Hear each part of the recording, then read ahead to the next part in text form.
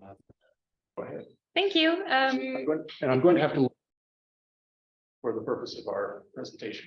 All right. So the PowerPoint is gonna. The PowerPoint will appear in. Okay. All right. Well, thank you everyone for giving me this opportunity to present some of my research today. Thank you to the Makerere Department of History, Archaeology, and Heritage Studies, and special thanks to Christopher Muhozi, not only for being my discussant today, but also for having had my best interests at heart for many years. I think the first time we met was 9 years ago. So it's been a long time. So just to give everyone a bit of context about how today's talk sort of features in my broader work, this is probably going to turn into a subsection of my dissertation at some point. My broader PhD project examines the evolution of historical imaginations in Luo Nyanza, that is the Joluo of Kenya sort of areas, from the second half of the 19th century up until the early 1980s. I'm interested in how people spoke and wrote about the past and how they used the past as a means to engage in arguments about belonging, about territory, about ethnicity, about politics, and about other things like morals. So although my dissertation is really focused more on what is going on in Kenya and in that particular area of Kenya near the northeastern shores of Lake Victoria, I realized that in fact, from the interwar years onwards, the Joluos left the countryside and Nyanza en masse to work in various places in white-owned plantations throughout the Kenya colony, in cities in East Africa, and that included particularly Kampala. And so this resulted in the formation of a diaspora sort of necklace of little Kisumus, of Kisumu Ndogo, that sprang up in Nairobi, that sprang up here, even down to the Zambia copper belt. So there was like quite a network of such places, and Kampala was a really important one. So as I delved into this research, I found out that the Joluo diaspora and its Kampala branch particularly played a really important but little acknowledged role in shaping the history of mid-20th century Kampala, and that reciprocally, Kampala arose as a major center for social and intellectual history, for the social and intellectual history of the people of Nyanza.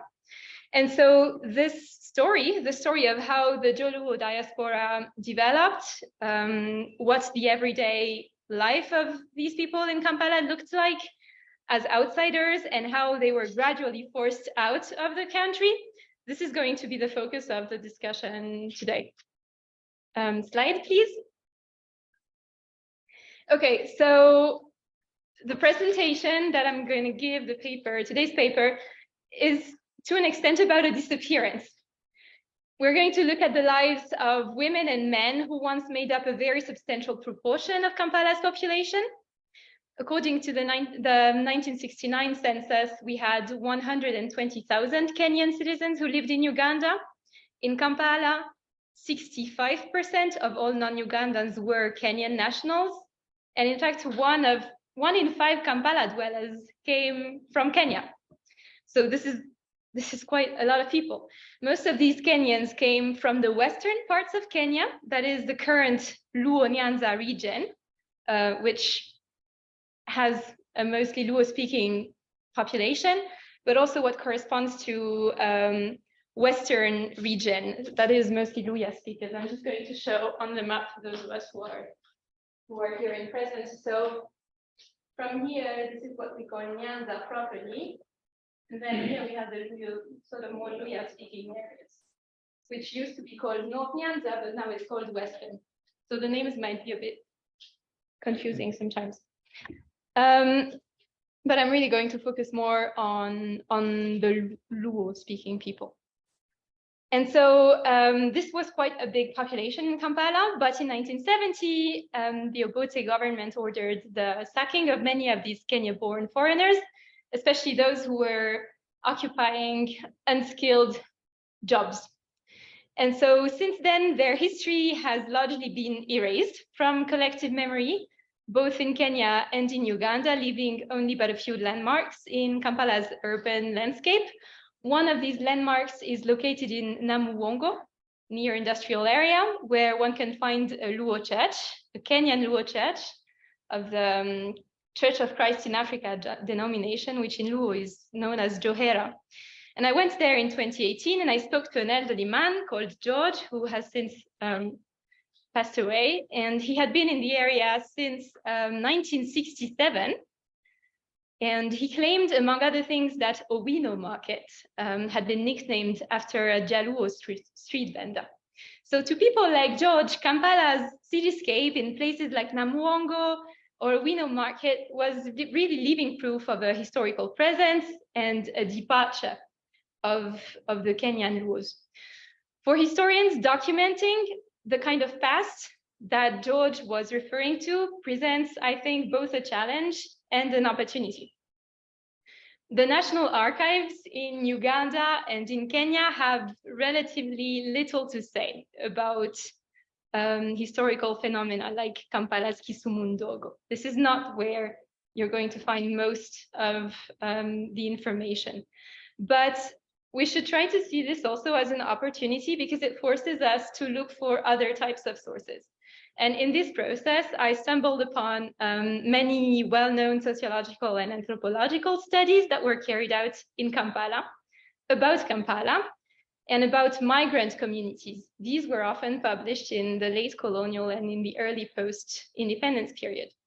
And among them, there is a book entitled Neighbors and Nationals in an African City Ward, which was authored by David Parkin, who was at the time a young British PhD student. Parkin conducted research in Kampala East, in Nakawa, most particularly in 1962 and 1963. And this was a neighborhood where you would have many Kenyan Jaluos living there. And I read the book and I asked for access to Professor Parkin's field notes because he is still alive. And through our correspondence, our email correspondence, and through the field notes that I accessed, I realized that David Parkin was doing a lot of work with a man who was called Zablon Onguto. Zablon Onguto was a Jaluo from Kenya, from Kano more specifically.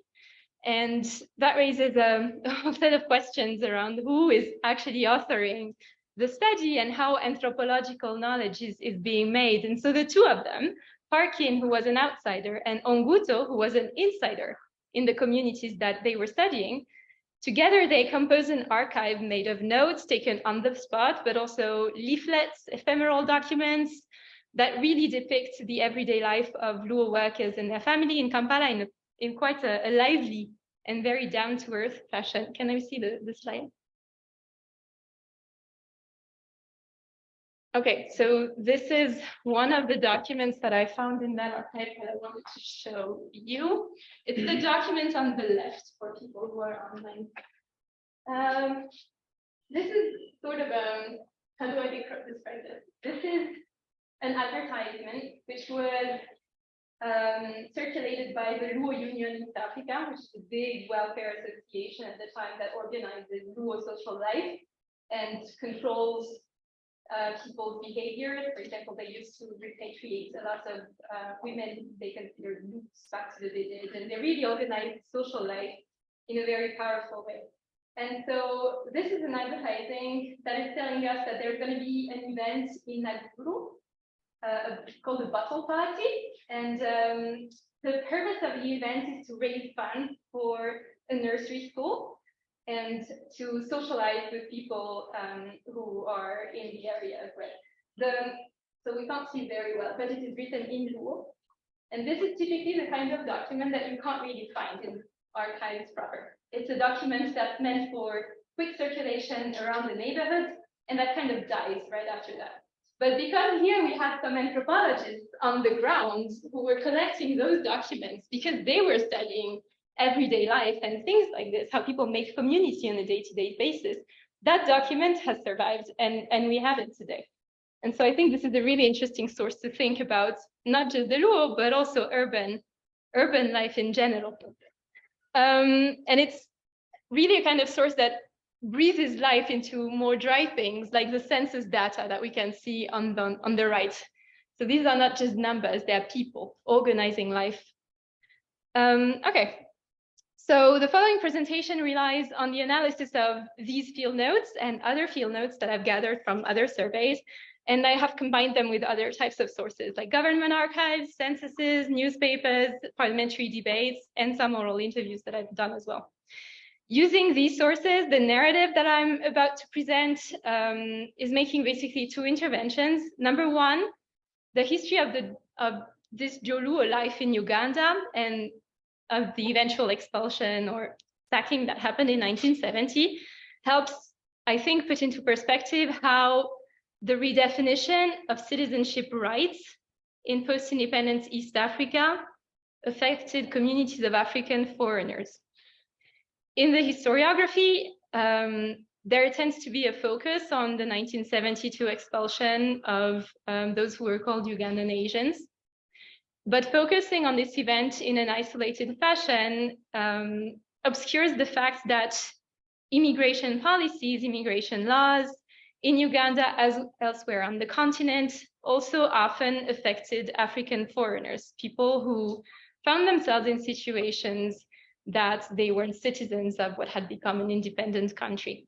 So looking at the lives and the departure of Kenyans also helps decenter this focus that has been there on people of Indian descent and their fate. And it puts the spotlight on how the late colonial and early post-independence period was this big moment of transition during which East Africans experimented with mobility in ways that governments would no longer allow from the early 1970s onward. The second intervention is more of a methodological one. I rely in no small part on non-governmental archives, like I said, and particularly on anthropological field notes.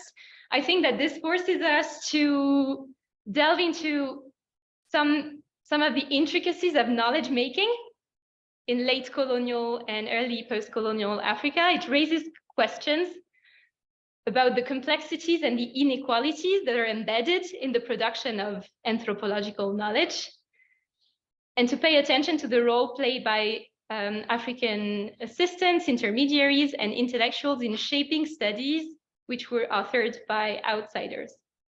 It also makes us ask how political decolonization influenced the production of knowledge in and about Africa, and especially in a discipline like anthropology, which had become publicly known and kind of defamed for its close collaboration or association with European colonialism in the early 1960s.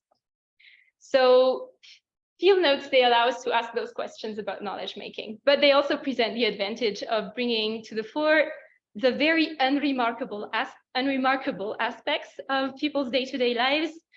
We learn a great deal about work, about football games, about Congo balls and dances, drinking nights and neighborhood squabbles that took place some 60 to 70 years ago. All these sources, I think they breathe life into urban history and in the place of the Joluo in Kampala's urban history specifically. And eventually, I think it points to ways in which historians can recreate East African histories from below, histories that reflect the experiences of common people. And in this case, I think it brings to the fore a history of lower class urban dwellers whose everyday lives did not fit within the borders enforced by post-colonial states and colonial states, and people who were often too unexceptional in a way to go in official government records. All right, slide, please.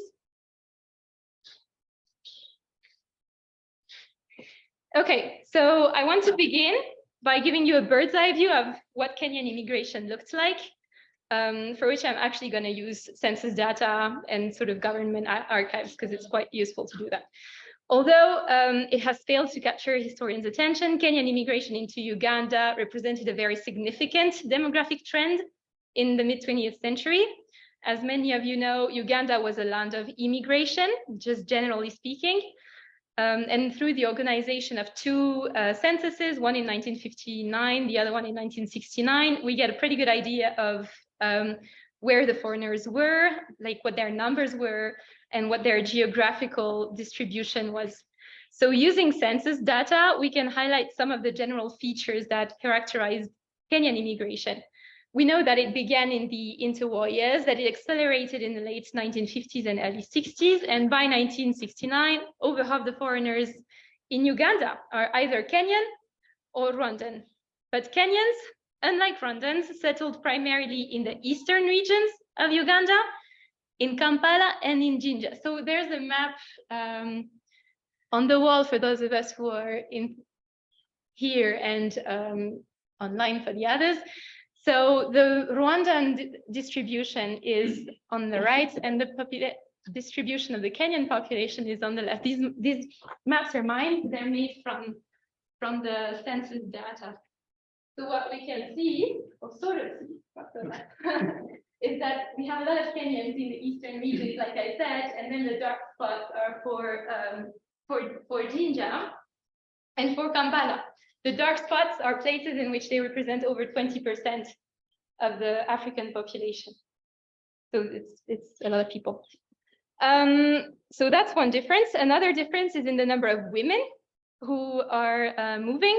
Although the image of the migrant worker usually invokes for most of us the image of a young single man, actually 41% of the Kenya-born foreigners in Uganda were women in 1969. So that's almost 1 in 2, not exactly, but almost. So that's what the census tells us. What the census information does not tell us, however, is what we really want to know. That is, what were these people doing? So to learn more about these foreigners, how they made money, what kinds of lives they were living, we have to turn our attention to two other types of sources: sociological surveys conducted in the 50s and 60s. And I also have combined those with some oral interviews that I've done in Kenya. From the sociological surveys, we know that many worked in the country's growing factories. That's the Jinja population in particular. We have many people in the Lugazi sugar industries, working in the industrial areas of Kampala as well. Others were in the railways. From oral interviews, I've gathered that quite a few people worked in the police, and a number of them also worked as skilled craftsmen. That includes like Juakali people, carpenters, and shoemakers, for reasons that are not completely clear to me.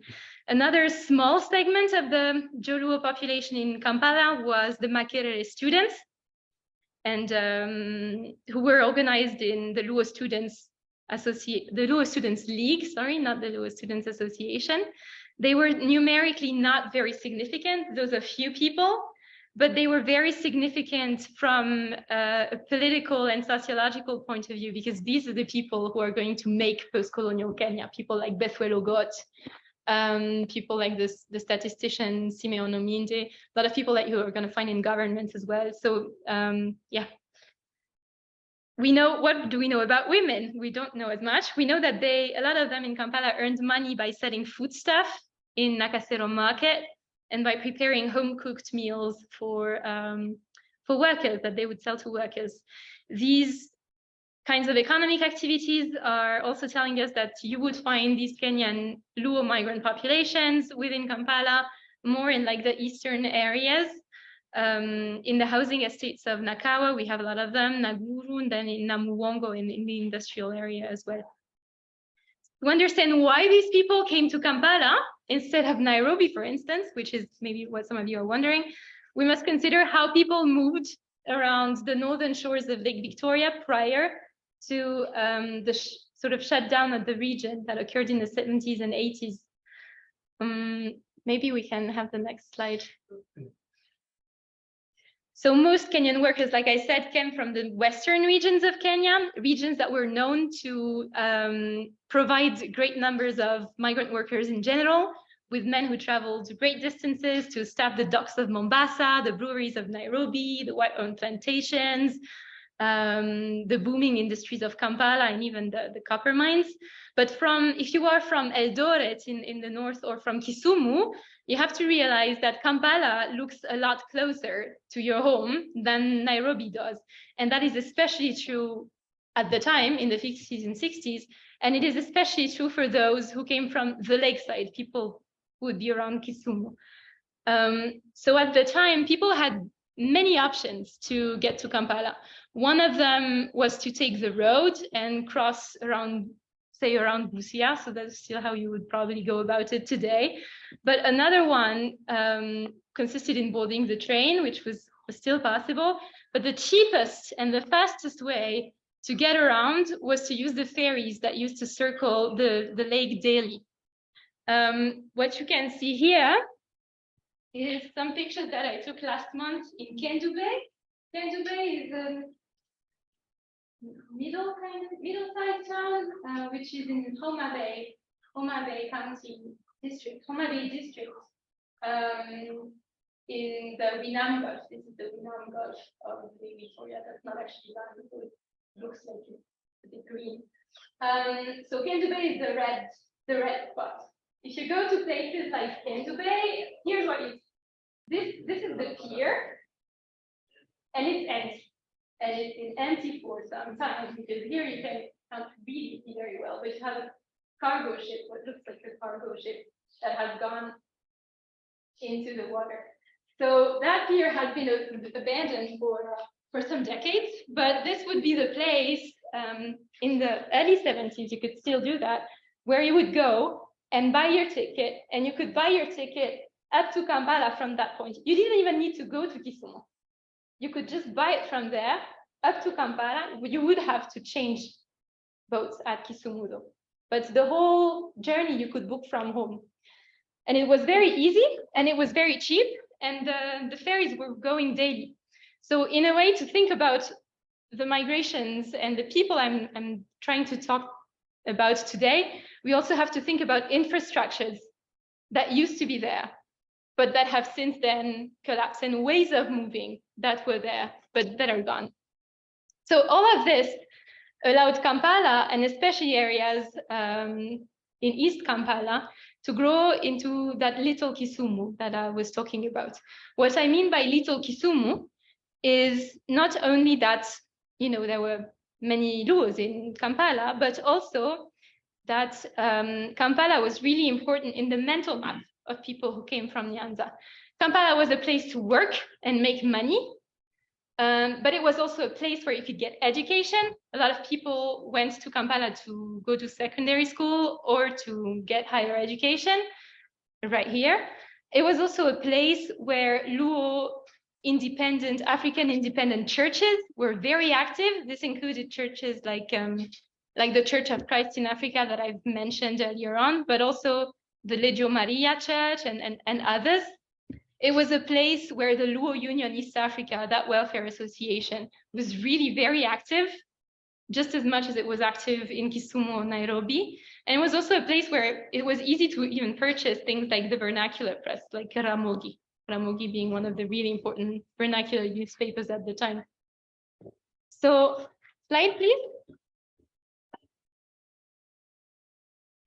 Although Kampala loomed large in the Luo social, political, and intellectual life, the presence of Kenyan foreigners became increasingly uncertain with the achievement of independence and the redefinition of citizenship rights from which they were excluded, which eventually led to their sacking and expulsion in 1970.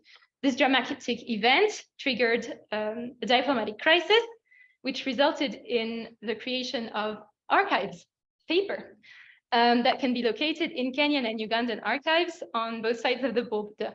So that paper track is there because something broke the norm. Something introduced a rupture. It was not day-to-day business.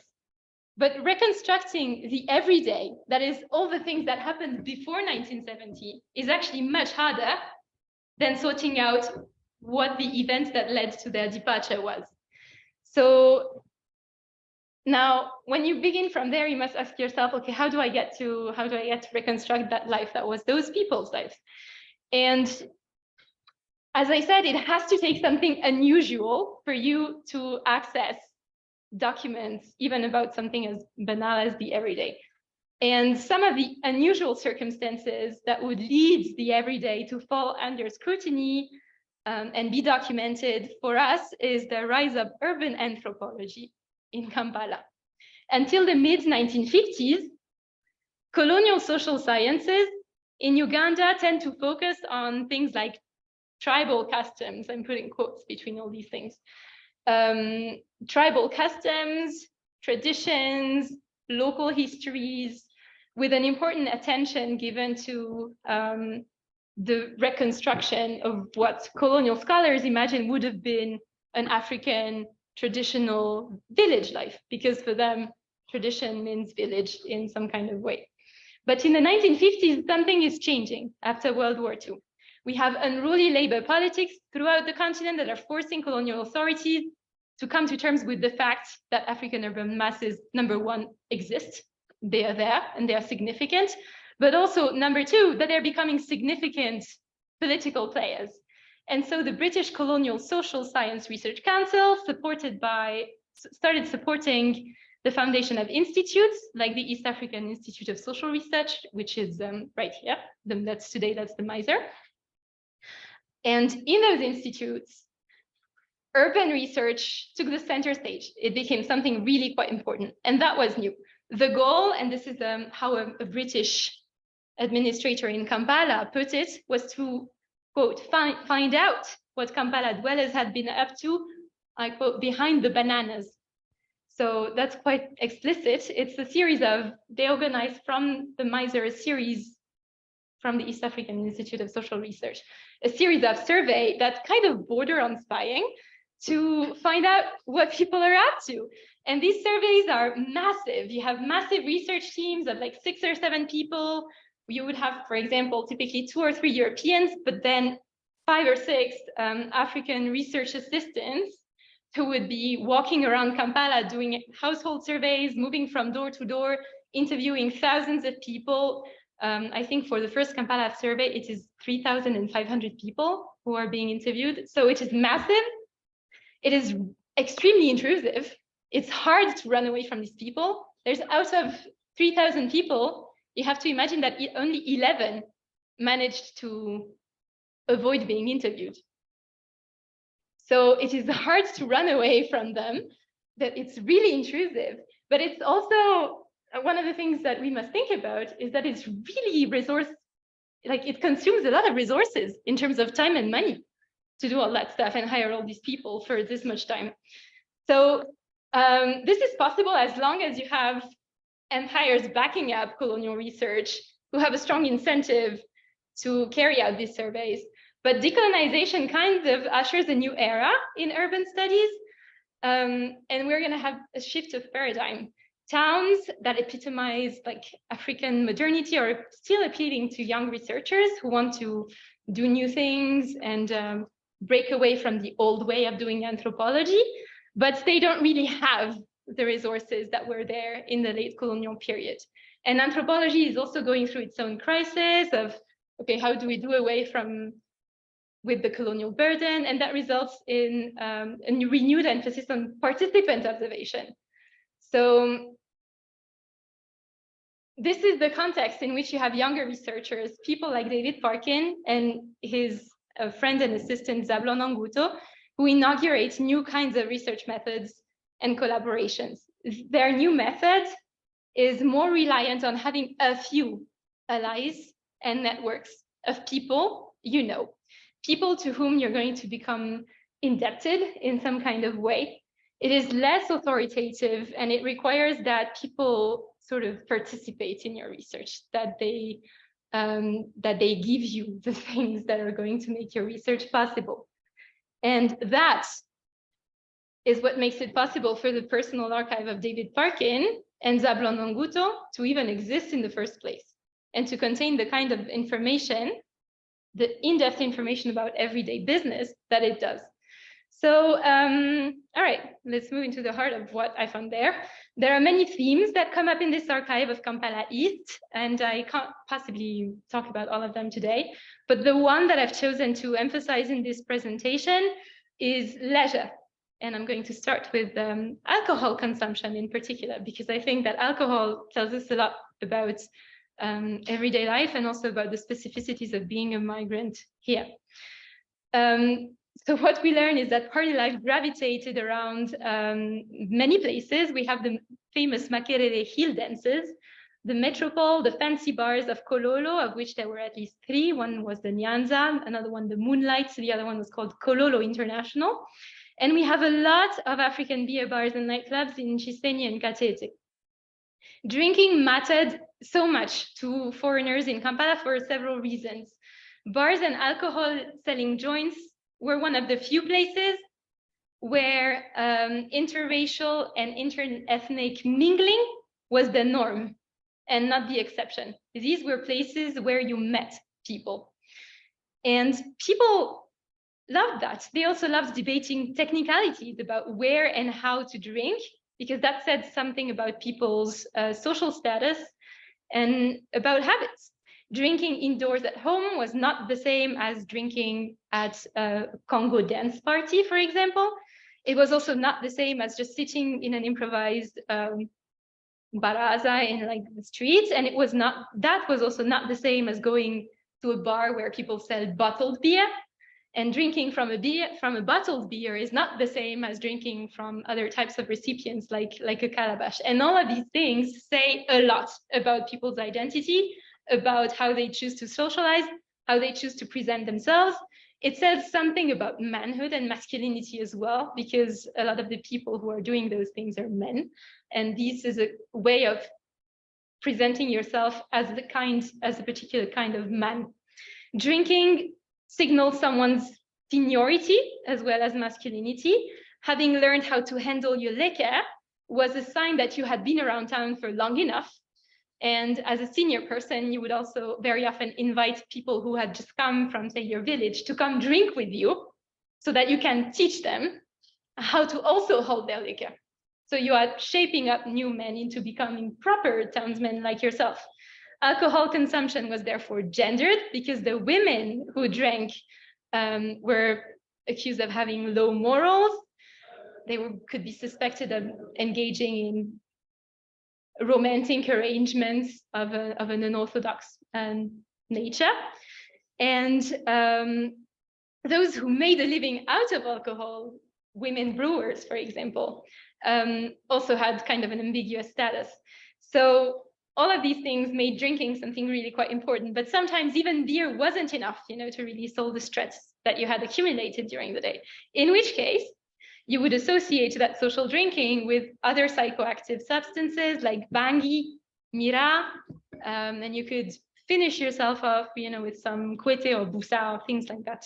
So people liked to talk in great details about drinking, and to talk to social researchers about drinking, because I think that alcohol consumption, it wasn't so much about the alcohol itself, but it provided an adequate way of thinking and of talking about migration, about being a foreigner, and about urban life. It was a way of talking about the perils of being in a foreign town. Things like drunkenness, moral decay, having to miss work in the morning are all ways of talking about all the dangers that can, affect you. It was also a way of talking about opportunities, maturing as a man, having deep conversation with strangers you would never have met back at home. It's also a way of talking about all the newness and modernity of being in town, things like drinking bottled beer and going to bottled bars and things like that. Drinking was also a way to question and potentially append social hierarchies. That's kind of what is going on with the whole talks around loose women. And it's also a way of just showing that you're really trendy and connected to like global phenomena, like all the Congo rumba going on, and going to all these cool places where you can enjoy all the latest tunes and stuff, and the cool ways of dancing and the cool ways of dressing. Another interesting example is football. Football, like drinking, is really important business. It is not something to be taken lightly. The organization of games in Kampala was run by big associations such as the Luo Union East Africa that I've already mentioned. In my own oral interviews, I found out that football, much like drinking, in fact, was a way to get people to talk about ethnicity, about identity, and about masculinity. For example, when asked about why Kenyans in Kampala regularly won the competitions, much to the despair of Ugandan teams, Kenyan interviewees would often mention that, according to them, what was responsible for the Ganda team's failures was the weaker physique of Ganda men, because Kenyan men believed that eating matoke would not make you as strong as eating ugali, that is kwon in Luo. So you can, that sounds ridiculous maybe, but you can see that there's something going on there. There's something about masculinity, there is something about talking about ethnicity as well. It is a way for men also to talk about what it is like for them to feel different in a place, their foodways versus other people's foodways, and to say, no, but we were real tough, because we had kwon and these people only had matoke, and you can't run with matoke. So football, in addition, like so many other areas of social life, was really impacted by the Luo clan structure that was imported from Nyanza. This is what we can see here. This is a drawing that Zablon Ambuto made in his field notes for David Parking. This is the Luo Football Association. Okay, we can't see very clearly, but this is showing us that we have the main Luo Football Association here, which have 4 divisions, and each of these divisions has clan teams. So basically, the Football Association is mirroring the administrative structure of Nyanza back in Kenya, but also the clan structure. And clans are a really important way for Luo expatriates here in Kampala to organize themselves, not only in football. It is not only about finding out which team you are going to join, but it is also about who you are going to talk to find cheap housing. Who is going to help you get that job that you need? Who's going to maybe host you for free until you find that job? It's about who you can go to ask when you need to get some credit. It's about who's going to help you pay those school fees. And all of these issues are handled by associations that are often connected to the Luo Union East Africa and are organized into clan branches or administrative branches that mirror the organization that is going on at home in Kenya, Nyanza. So, yeah. Kampala, however, is not just a place where you work, you make your money, and you have fun and spend it on alcohol and other things, but it is also a major center of Luo intellectual life. It's a place where people read the vernacular press. Can I get the next slide, please? So the vernacular press like Ramogi, this is what we are seeing on the left side of the screen that I got from the Kenya National Archives. But it is also a place where you have the Luo students at Makerere University who are kickstarting research into Luo history and folklore. They would use their school holidays to go back home in Nyanza and do field work. They would do field work, then they would come back to Makerere, and the Luo Students League at Makerere ran a few publications which have become very hard to find, but that you can still find in the Makerere University archives here. One of these publications was a magazine called Nilotica, in which the students wrote essays, and they authored and sometimes even published those essays about things like traditional marriage or leisure and games, but also storytelling and indigenous knowledge systems. So what you have on the right side of the screen is one of the really successful essays, which was authored by Simeon Ominde, that won the Makerere Prize for Best Essay, turned into a book, and that book actually has quite a nice history as well, because it got reprinted several times. But originally, that was one of those essays that students here were doing into the book. That book is about traditional education in Luo land. So the Luo Students League would do all these things here, but it would also host an annual conference back in Kisumu, during which students, alumni, and other prominent Luo personalities and special guests would convene and discuss cultural, educational, and political matters. So it is all of that big, complex life, that social life, that intellectual life that was going on in Kampala that would progressively come under threat over the course of the 1960s after the achievement of independence. And then get the next slide, please.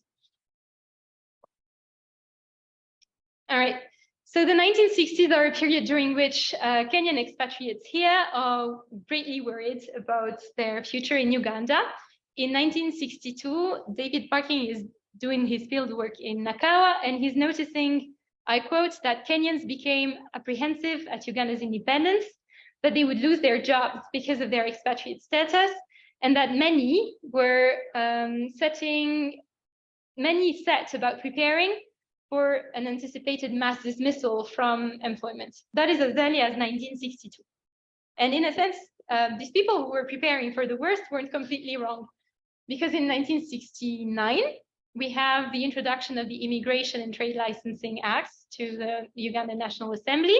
Ostensibly, those pieces of legislation are designed to target people of Indian descent, but with the introduction of those laws in the National Assembly, it triggers broader discussions about what it means to be a Ugandan citizen, who gets to be a Ugandan citizen, but also the kinds of economic opportunities and employment opportunities that citizenship should entitle you to. And all those discussions are putting the spotlight on, well, what to do with people who are Africans, but who don't have Ugandan citizenship. And we have one MP who puts it that way. Let us not think that there are only Patels here. We also have Jaluo, Kikuyu, Sudanese, Congolese, Rwandese, and these people own property here. I challenge anybody to go with me tomorrow to Nakasero market. As humble as that, you will find that that market is run by women from Kenya. So all the things that are going on around the people of Indian descent in Uganda is affecting how African non-Ugandans are also thinking about their future. It is adding uncertainty. And the issue is going to resurface a year after 1969, in July 1970, after Uganda enacted a legislation to control the outflow of foreign reserves. Until the spring of 1970, Kenyan and Ugandan paper monies are negotiable at par. This means that it's very easy, if you are working and making money in Uganda, to send remittances at home. And for maybe your wife who is there at home to use the money you're sending directly in Kenya. You can just get that money that you've been sent and just use it. But in the spring, the interchangeability of Ugandan and Kenyan money comes to an end. And this has consequences. And the most obvious consequence is that now people have to change money. And so in July, you have long queues of workers awaiting to change Ugandan shillings into Kenyan shillings that start appearing in front of Bank of Uganda buildings across the country. And that draws the attention of journalists. On July 8th, the Uganda Argus publishes an article on this topic about long queues in front of banks. And that article is going to trigger heated reactions from the Ugandan and the Kenyan ministers of labor. Unions become involved, and after a few days, tensions escalate. Then a few weeks go by, and it develops by September, it has developed into a full-fledged diplomatic crisis between Uganda and Kenya. And that diplomatic crisis is holding between 20,000 and 120,000 Kenyan expatriates who are working here hostage because they don't know what is going to happen to them. So there's a big difference between 20,000 and 120,000. The reason why I have those figures, 20,000 is a very conservative estimate. It is based on the people who were most threatened. This is the number of Kenyans who were employed in the formal sector as unskilled workers that's 20,000 people. 120,000 is the number of Kenyan citizens who are there in Uganda. So anywhere between those two numbers is the number of people who are targeted by the Ugandanization of employment and who are going to have to take off. On October 27th, Obote comes on the TV and the radio, and he confirms that Uganda's jobs, and especially the unskilled jobs, would now be reserved to Ugandans. And this announcement triggers an exodus of Kenyan citizens. So we don't know exactly how many people took off. I think that it could be anywhere between 20,000 and maybe something like 50,000, just because I'm imagining that more people than just the people who were effectively fired took off. One of the reasons to imagine this is that I'm guessing that if in a family situation, the husband is losing the job, then probably also the wife and the children are going to try and relocate. That's a reasonable way of thinking about it. Another way of thinking about it is just to think that the situation, Kenyans who were here were feeling that the situation was becoming more and more uncertain. And so that even if they were in, say, semi-skilled jobs or skilled jobs, they would feel that, okay, maybe this is a good time to pack my things, make my arrangements, and relocate before my job is also being Ugandanized.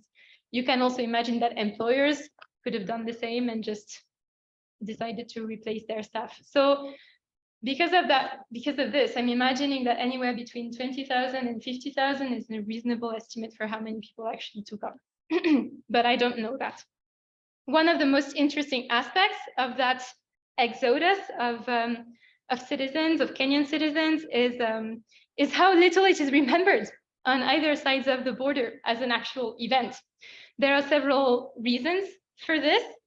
Since Kenyan employees in Uganda had long been aware of the precariousness of their situation, many had already made arrangements before the whole controversy came out to relocate. And so I think that probably eased the shock. Maybe it just made some people accelerate a process that was already going on of them just trying to relocate back to the Kenyan side of the border. So that, I think, is maybe one reason why the event of the sacking, which is documented in newspapers, is not remembered as something that was that dramatic, because people realized that they would have to go at some point anyway.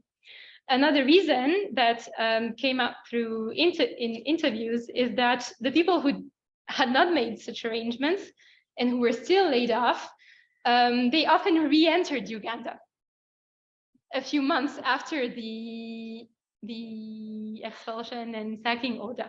So they waited it out, then they would re-enter Uganda and liquidate their assets on this side of the border, especially if they had acquired property, like land or something like that. They would come back this side, liquidate their assets, then go back to Kenya and use the money they had acquired from having liquidated those assets to try to reestablish themselves on the other side.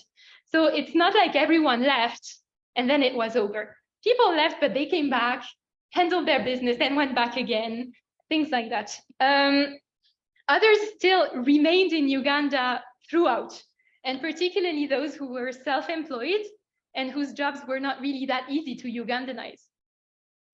That would, like a lot of the craftsmen, for example, were in that kind of situation.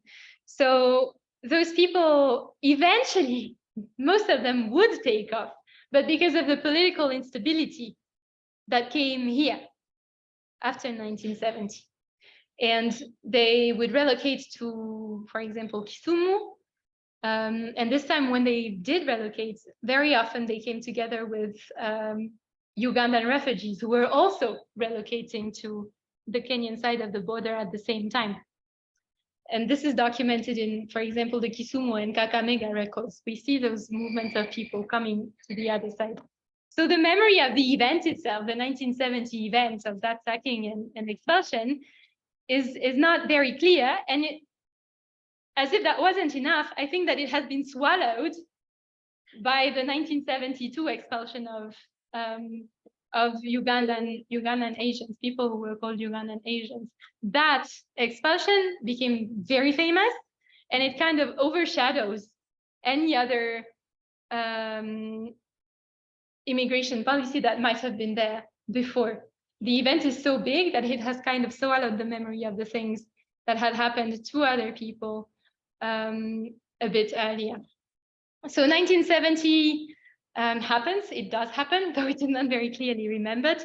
And it puts an end to several decades during which Kampala had grown into a major hub, social and economic and intellectual hub for many, many Kenyan Luos. And I'm going to conclude. Can I have the next slide? All right, this is a picture that was taken in Nakawa by David Parkin, and it's in his book. One of the things that you can see is you can see some women who are going to get water from the tap. You can't see the tap very well, but it is, I'm going to show for people who are here now. This is there. People walking, going about their daily business near their houses and going to get some water. Researching the social life of Kenyans in Kampala in the 50s and 60s, things like what this picture is telling us, up until that expulsion in 1970, implies to think about how to document forgotten events, how to document very unexceptional activities, such as going to get water from the tap, and how to capture the everyday, how to reconstruct aspects of the past that did not shape public memory, and that often went unrecorded in government archives. I don't think that you will go to the Uganda National Archives and find something that tells you how people go to get water from the tap. It's something that you will not find that. So to bring out textures of everyday life that belonged in the past, and to document how all the things that people did, but that they regarded as completely normal, one needs to look for different kinds of sources. Sources considered in this paper have included oral interviews, but also, and I think more interestingly, perhaps at least I find them more interesting. Well, that's not true. I find all the sources interesting. But I was really interested by the field notes authored by this foreign PhD student together with Zablon Onguto, his local research assistant. I think such sources can really give us a very lively depiction of what it was like to live in Kampala, the day-to-day stuff that no one records, and what it was like to be there as a foreigner in particular. I think it gives us a very good idea of urban landscapes and social life in the mid-20th century. And by allowing us to enter the realm of everyday experiences, such sources also help us bring back to life a different kind of shared transnational or East African history. That's a history in which things like beer and football are really essential, and they're just as significant as the more elitist business carried out by Makerere students here. And the argument that I'm trying to make is that such random experiences really mattered because they shaped mobility, they shaped how people made money, how they spent it, they shaped their mindset, how they perceived their place in the world, they shaped their social networks. It shaped the lives of hundreds of thousands of women and men in very, very significant ways. And those experiences of going to drink around here, you know, they were also kinds of experiences that could not be contained by colonial and by post-colonial borders. So all of these experiences, they determined how people reimagined their place in the world, how they thought about their past and about their future, how they pictured their individual and collective destiny, and how they envisioned belonging more broadly in times of decolonization. Thank you. Thank you very much. That was a fascinating presentation, and I just want to hand it over directly to our discussing Christopher Bohosi, who I think if you project, it will be heard. And I'll also switch on the lights for Elizabeth.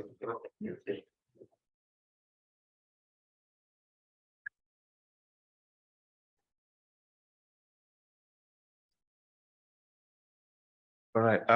Thank you very much, Esther, and of course, my colleague Edgar, for giving me the opportunity to comment on your excellent paper, Kisumu Ndogo.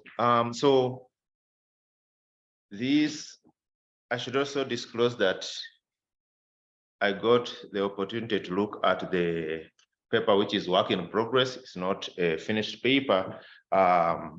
It's still under construction.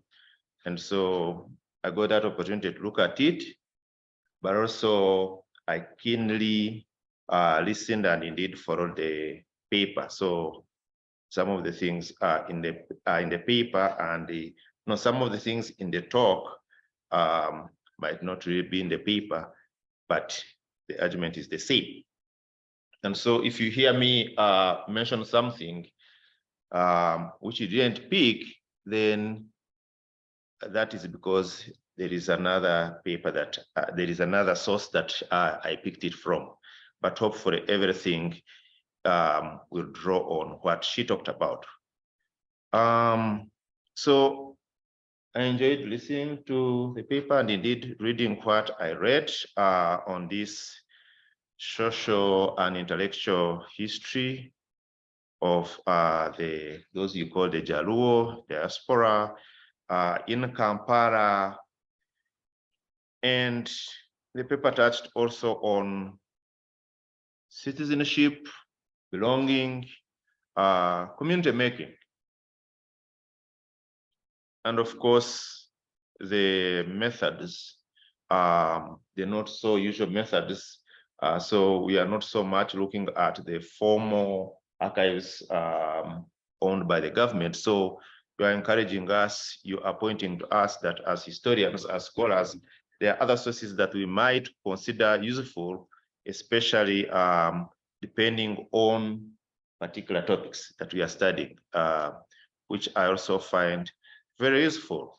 So I'll mix questions and comments, and you feel very free, pick on whatever makes sense to you.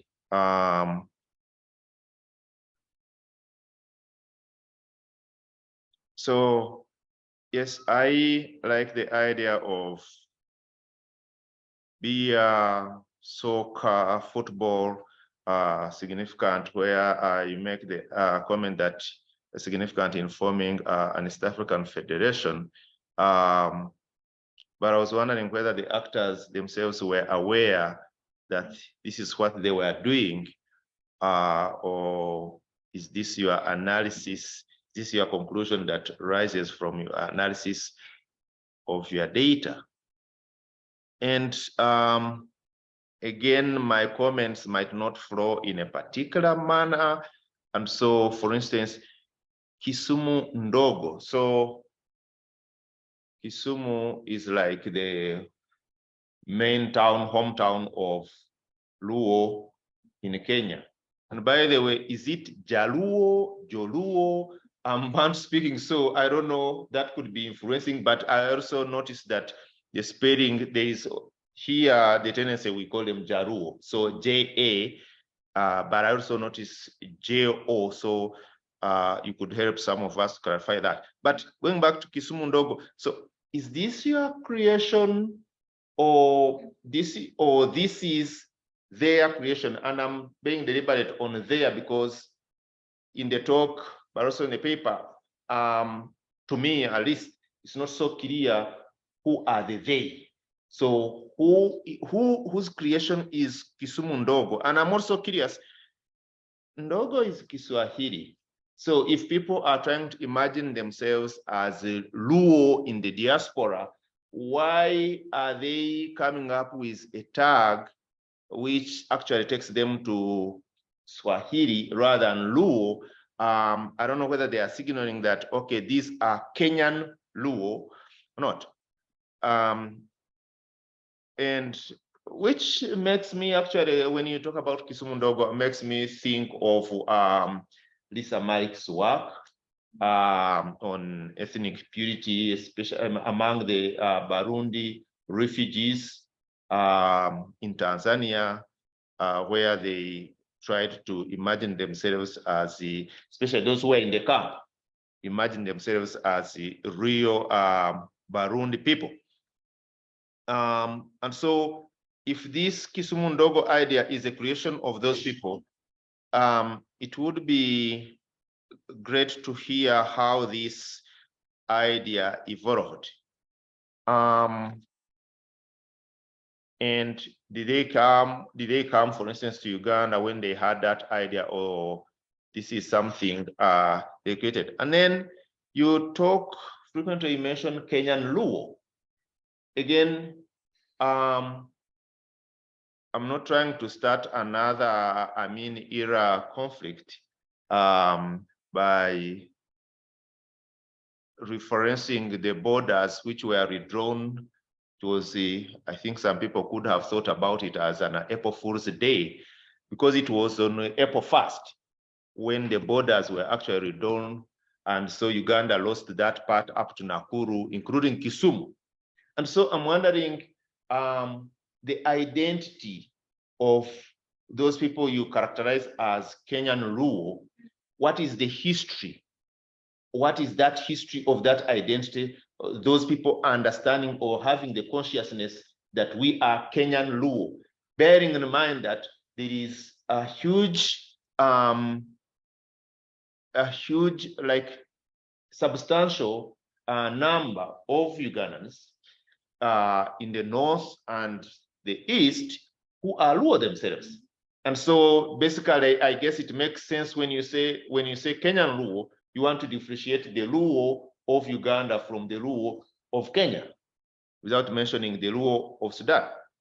And so, but I'm curious, since the borders were recent, 1901, 1902, and then in the 50s, we don't have an independent Kenya.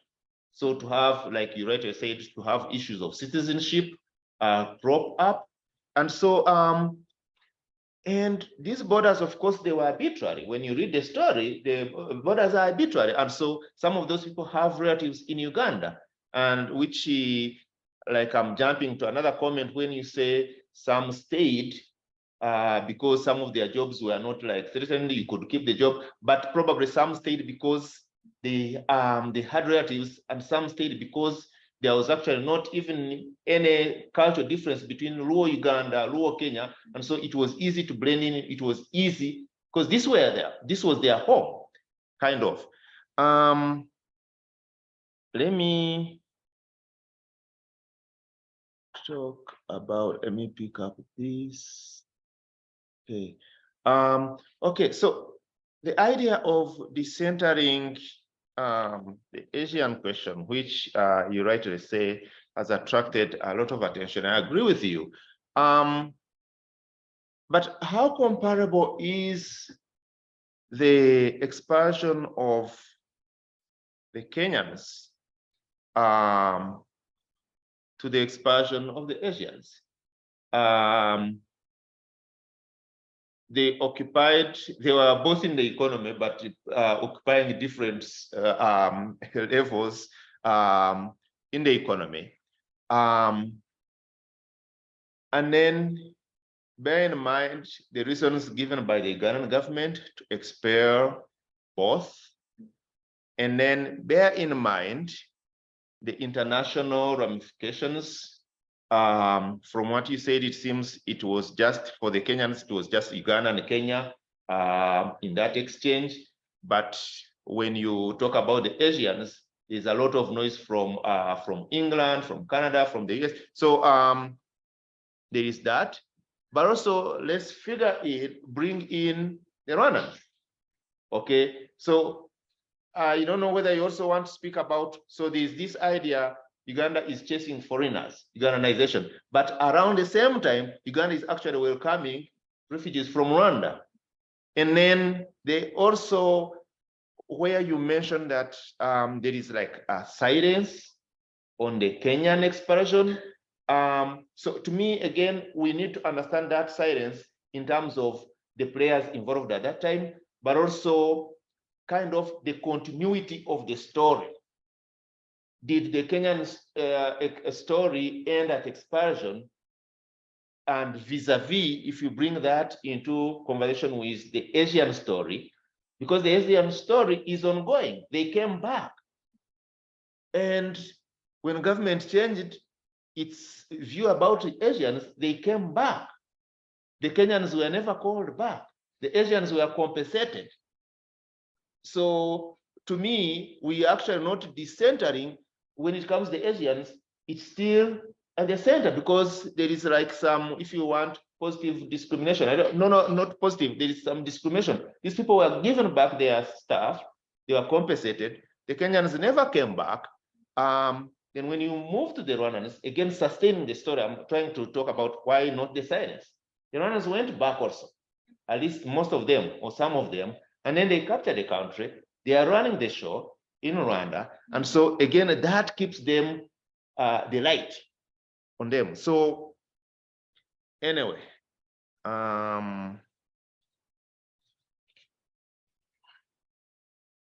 let me move to another comment. Edgar, beg your pardon.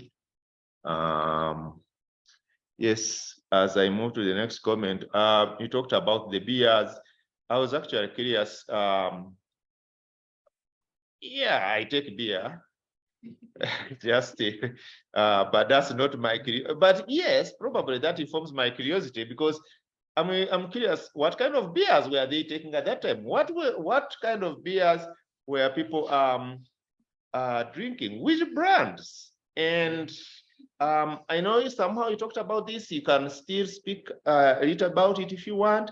Like what kind of relationships did drinking beer, being in football, what kind of relationship were made possible by participation in a beer dance party? That's what I was wondering. And another question.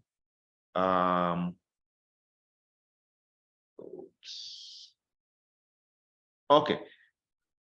I'm looking at the intellectual work that you mentioned, what people are doing, those rural, for instance, intellectuals that you talked about. But other than mentioning Simeon, Simeon Ominde, who was at Makerere, as an example of those students, the rural students, I think, association. So I wish I could know more about those intellectuals.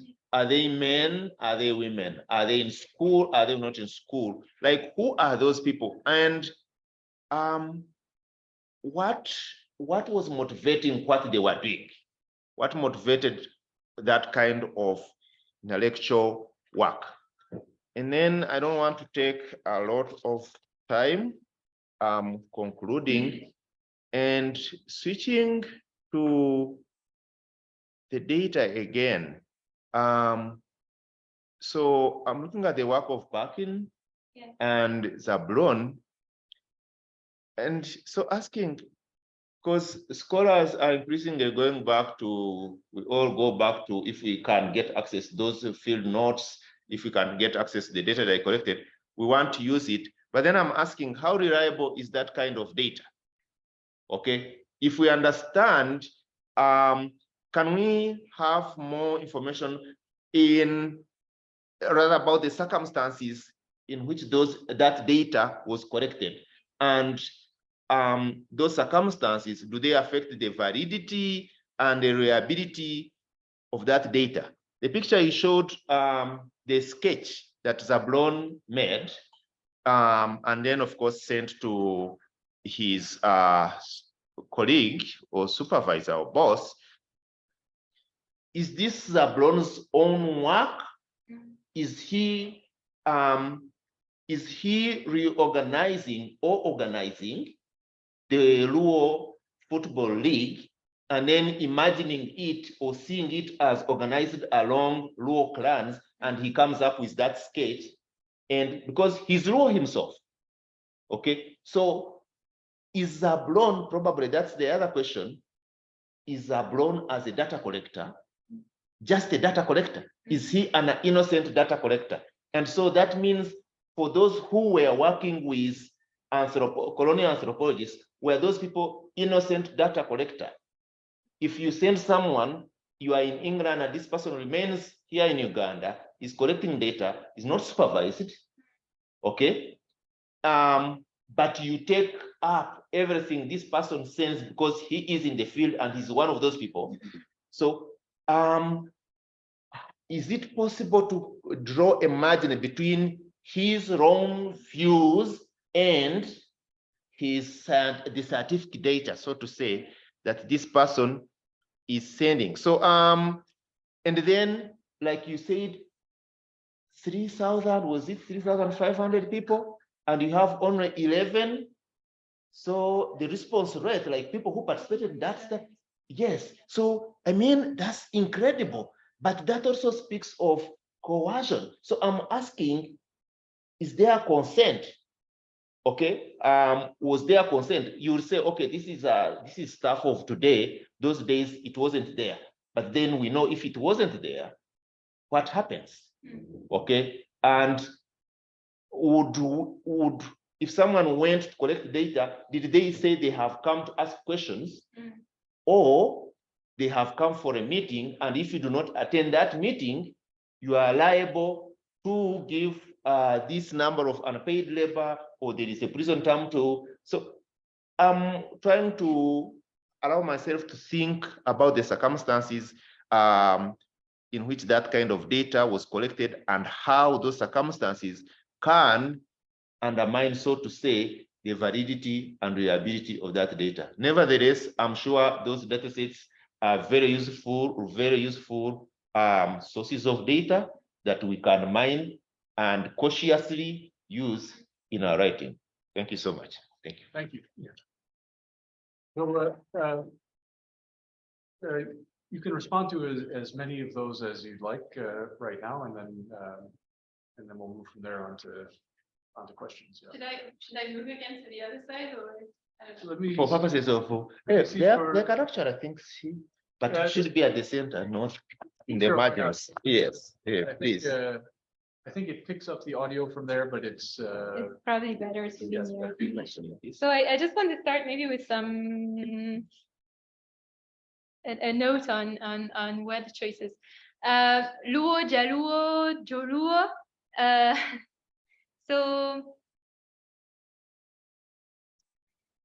on the if you're on the Kenyan side, you'll just say Luo. But I know that here Jaluo is the term that was used, especially at that time. That's the word that we see also coming up in sources. But Jaluo is singular. Jaluo is a one person. So it is more like it makes more sense to use that plural of Joluo, because these are often, when I use the term, I refer to various people. But there's a bit of confusion there. I agree with you that it's not all that clear.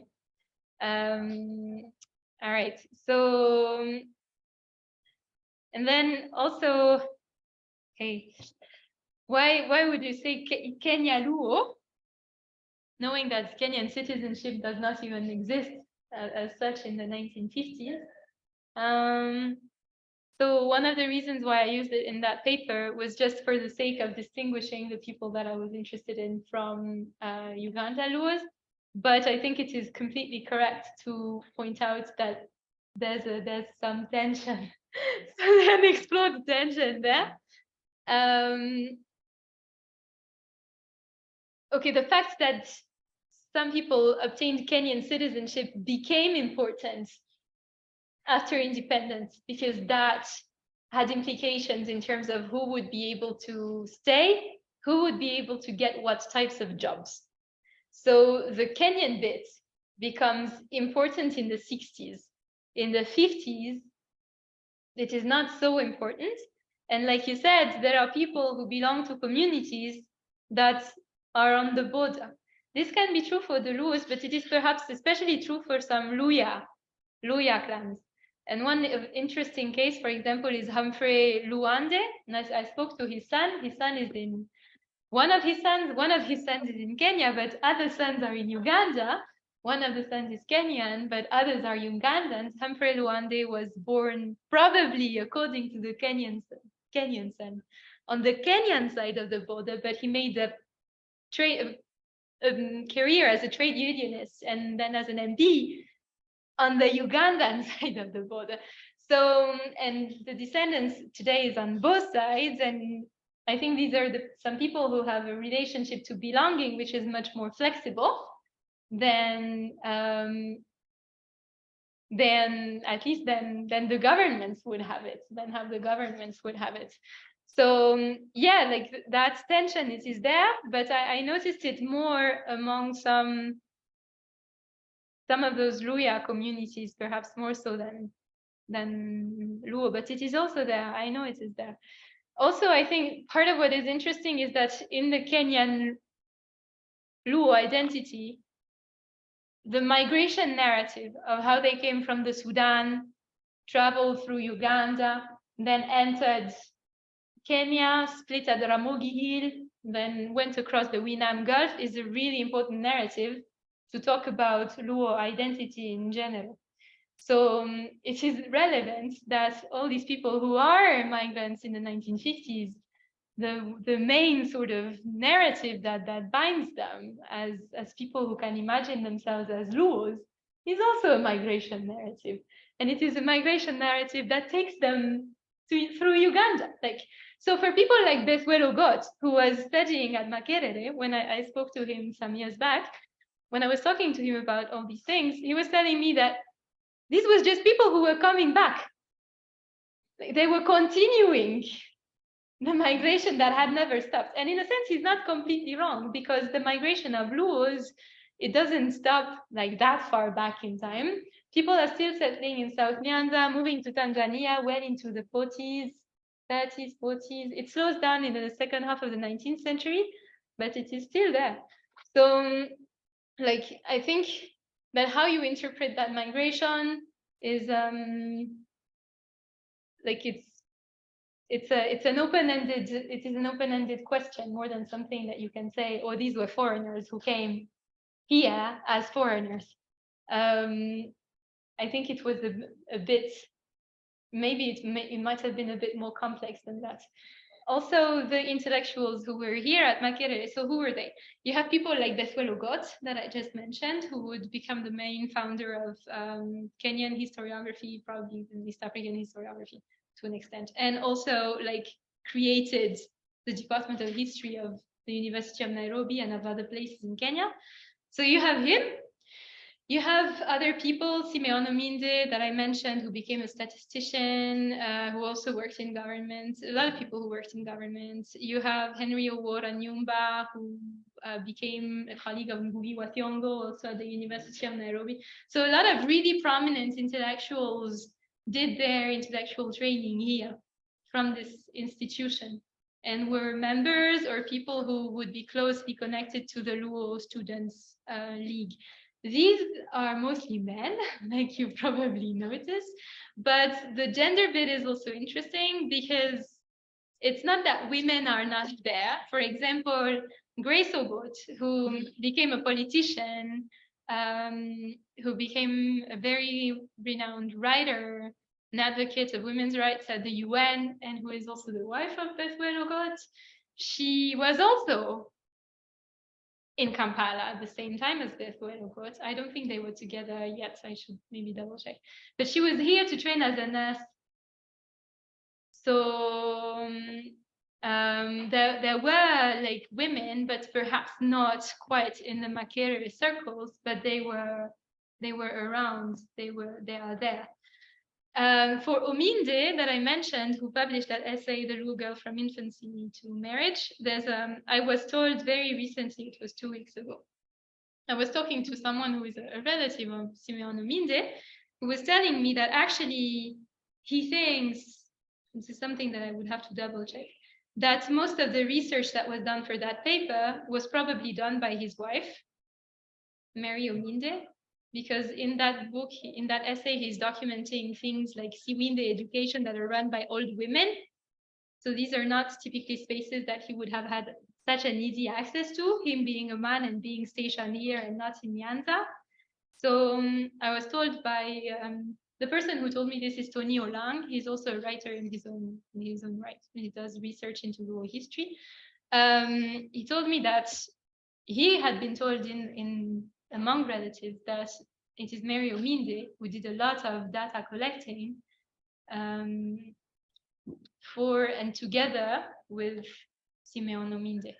So it is not that women are not there, they are there, but not in the same capacity and not with the same publicity as some of the young men who are studying in this prestigious institution here. Okay, what else? Okay, I had not completed the Kisumu Ndogo thing, like why the Swahili word? I am not sure why it is a Swahili word. It is not my category. I didn't make it up. It is something that is there. You find it in some writings, for example, the writings of someone like the late Game Ogutu, who was the president of the Luo Elders, the Council of Luo Elders. He would speak of Kisumu Ndogo. I am not sure why Swahili. I'm going to have a hypothesis, but I don't know that it's right. I believe that perhaps the first place that was called Kisumu Ndogo is Kibera in Nairobi. So that would be the reason why it is a Swahili word, because maybe it is not, maybe it is a category that became there in a context in which you don't have just Luo people involved in the making of that category. Right. But I don't know that it is true. So I would have to, and it's a really good question. So I have to look into it. I'm not sure. Yeah, I don't know, and I should know. It is bad that I don't. Okay. How comparable is the Asian expulsion and that Kenyan expulsion? You're right. Like in many ways, it's not very comparable because these are people who are in occupying different levels of the economy. Like I said in my paper, we have a lot of craftsmen, a lot of people occupying unskilled jobs, a lot of factory workers. Like these are a lot of lower class and lower middle class people, workers. So it is different. It is also different because yes, it does not have the same international ramifications. This is a business between Kenya and Uganda, and maybe also Tanzania to an extent because they are concerned about the East African relations becoming increasingly difficult at that time. But it does not involve Great Britain. It does not involve Canada. So it stays a regional affair. So in that, these are all, you're completely right to point these differences. It is true that this is part of the reason why one event is what it is in the public memory and the other one is not the same. I think you're completely right. I completely agree with you about the continuity of the story. That the Kenyans didn't come back.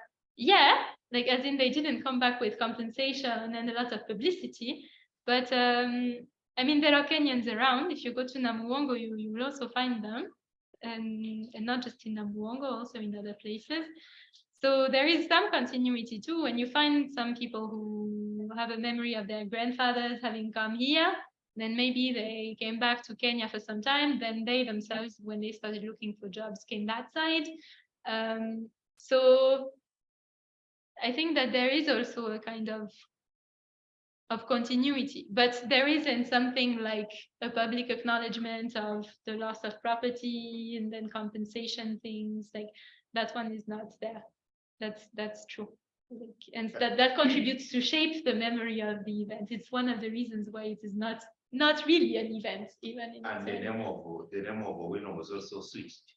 Yes. So now, yeah, because like I saw it in your paper, but quite a number of people would tell you that Owino market owed its name to a Kenyan market. Yeah. But then when the name was switched to St. Baruch Deme Market, but still the name in a way endures. Yes. If you could allow me on this one, I was wondering if you made a decision, a strategic decision not to talk about Ugandan Luo. Like you have many Luo in Ugandans who were in Kampala. And so if you made a decision not to talk about the interaction between Ugandan Luo and Kenyan Luo, if they were not allowed to participate in those football tournaments, but also when it comes to people like, for instance, Okot Bitek was active around that time. Yeah. So I would be curious, would Okot Bitek, his ideas, would they have influenced the Kenyan Luo in what they thought and in what they did? So basically, was there any solidarity among the Luo, a kind of solidarity that we see among Nubian Ugandans and Nubian Kenyans, Rwandan Ugandans, Rwandan one, Yeah. something like that. Thank you. So yeah, no, that one is really good, and it's something that I've been looking at a bit more recently. So yes, I mean, the influence it is there. One of the sort of obvious influences is the way Kenyan history, like Luo history, became written in Kenya with people like Bethwelo Got. Like the whole, I think it is significant that people like Bethwelo Got, the first books that they wrote using oral traditions, the oral traditions of the Luo clans to reconstruct the pre-colonial history, etc. Like this is it's a pan-Nilotic story in a way, the story of that great migration. And we know that he also carried out research in Uganda. He was definitely conversant with Acholi history and those Ugandan histories. It is also something that you find in the writings of people like Samuel Ayany. Samuel Ayany is a historian who studied, I think he studied here at Makerere. He wrote in Luo. He also wrote something about the Zanzibar Revolution in English, but his book in Luo is about the beginning of the Luo's Karachakok. And that book, he writes it in the introduction. That book is inspired by his interactions also with the Luos here. And that book is another kind of pan-Nilotic book that looks at the connections between all the Luos of East Africa, not just the Luos settled around the Winam Gulf. It's a book that explores these connections as a source of history. So I think that it is there. Okot Papitek is really interesting because he lives in Kenya for a really long time, in Kisumu, where he's based at the Kisumu Social Center. And I was there at the Kisumu Social Center. I was attending a play about Okot Papitek's life like 3 weeks ago. So his presence in Kisumu is very much remembered by people like Obat Masira, who still run that center and who were there when, okay, he was too young, but who remember or who are the custodians of that memory of the history of places like that Kisumu Social Center, where plays would be given, etc. So like there are definitely connections, and they are not just connections that I'm imagining. Like these are real connections because people like Okot Papitek were very much in the mix in Kisumu, on the Kisumu social scene, especially in the 70s and yeah. So like it is, I think you are absolutely right. The connections they are there. It is something that I have not completely explored yet, but it is there. The beers, what kind of people were drinking, what kind of beers? Okay, I can't remember the brands specifically, but I know that there's a whole discussion around the bottled beers that are new. Something really fancy and new, and it is very cool to drink bottled beers. So maybe I'll look into bottled beers and I'll try to give you some information about which brand they were. Okay, but the really interesting, you had a really interesting question. I'm going to end with this about how reliable is the anthropological data. I just want to clarify one thing because I realized that maybe it didn't come out clearly when I spoke. That survey where they interviewed 3,000 people and only 11 were left out was a survey which was conducted in the late colonial period. It was not conducted by Parkin. It was conducted by the people from the East African Institute of Social Research. It had something like coercion going on. Like people could not that easily run away from being interviewed, and people would come back to the field, to those neighborhoods. It was in Mulago and Chisenyi. They would come back every day, knocking at your door until they would find you there. And there's one Chisenyi woman who it comes out in, so the field notes for that survey are there in the US, and I saw them come there. There's a woman who, so people would take questionnaires and fill out the questionnaires, and then they would write like whatever observation they had about the interaction that they had had on the back of the questionnaire. So there's one of those questionnaires that when you turn it and you read what's written on the back, the interviewer is writing that the woman he had spoken to was clearly annoyed with him.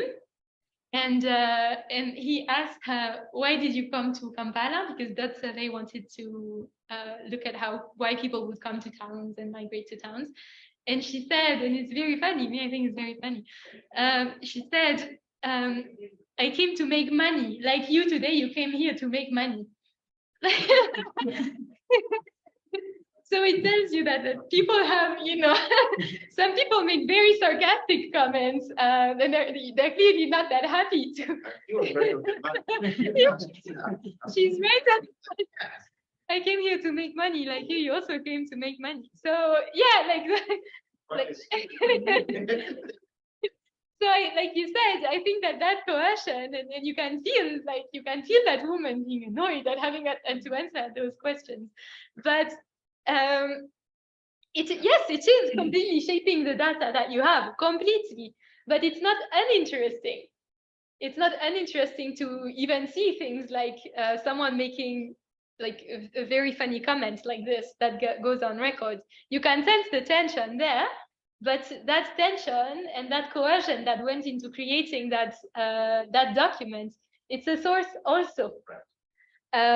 Taking into account all those things, like there's no way that you can just take the data and ignore how that interaction went, but it is telling you something about what making colonial science looks like. Parkin is operating from quite a different position because it's one researcher, and he has to depend on people like Zablon Onguto a lot more. Like he has one or two allies who are helping him do a lot of the work. He stays in Kampala for quite some time. He doesn't go back to Britain like very fast and leaves Zablon like doing a whole lot of the field work. He's there in Kampala for almost 2 years, I think. And they kind of, it's an interesting relationship that the two of them have, because it's a relationship that's going to last for over 30 years. They even became relatives. Zablon's daughter married Parkin's son at some point, then they got divorced. So it is I think a relationship that probably evolved a lot over time, and that has considerably shaped the scholarship of David Parkin, I think. Like that one is not deniable. And you can even see that so Zablon also relocated to Nairobi at some point. He was in Kampala for some time, then he relocated at the time that everyone was relocating, probably. And it is quite telling that Parkin's next book is about Luos in Nairobi now. And he's still exploring the same networks that Zablon is giving him access to. Both the books of Parkin are dedicated to Zablon Onguto. So it is not like a hidden relationship. And a lot of the things that I know about their relationship and their collaboration, I know from David Parkin himself. The first time I sort of noticed this was when I was going through the field notes, and I realized that there were 2 handwritings. And I began to wonder, okay, who is that silent writer that I don't know yet? And then I corresponded with David Parkin, and he clarified for me who Zablon Onguto was, the kind of work that he did, and how influential that research collaboration was for 30 years. So was Zablon, like, I think he's more than a data collector, just because even David Parkin relies so much on Zablon's life to do his own research, and he follows Zablon around when Zablon is moving. Like, I think it tells you that Zablon has an agency and an agenda of his own, and that he's absolutely central to whatever Parkin is able to produce as a scholar. Yeah, So I think I'll just end it here for now. Yeah. Thanks very much. And so we have just a little bit of time left, but the chat is full of great comments. And I should mention, I think that we have David Parkin with us. Yeah, he was supposed to Yeah, come. so but there's just a couple of comments that are more informational that maybe I could read and then ask others to raise their questions. So Rafael Onyango just mentions also there's a gender difference that Jaluo says Jaluo is male Luo, Nyaluo being a female. And so there's kind of built into it a kind of gendered assumption to that phrase. There's also a discussion I found here. And I think what you mentioned about that there are multiple Kisumu Ndogos, or Ndogos, sorry, around the region,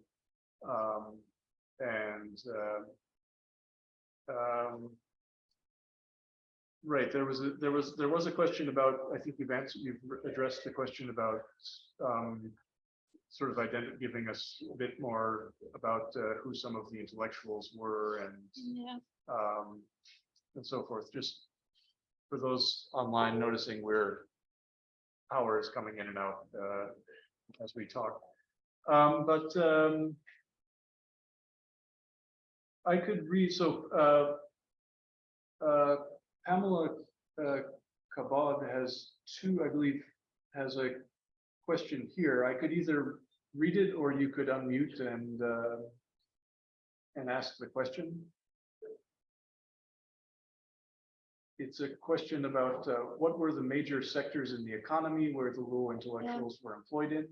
Yeah. What were the relationships of the Kisumu Ndogo Luos and the other Luos in Uganda at the time?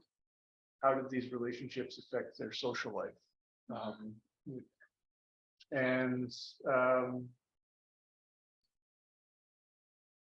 Then there are four other questions in the queue in the comments section. I think because our presenter isn't here with the questions, I might ask those to unmute and ask their questions orally. So first, David Parkin, if you'd like to either to read your comment or make any other comment as well. Oh yeah, okay. Hello, how are you? Some very interesting, wonderful paper and a wonderful discussion by the discussant. Thank you both very much.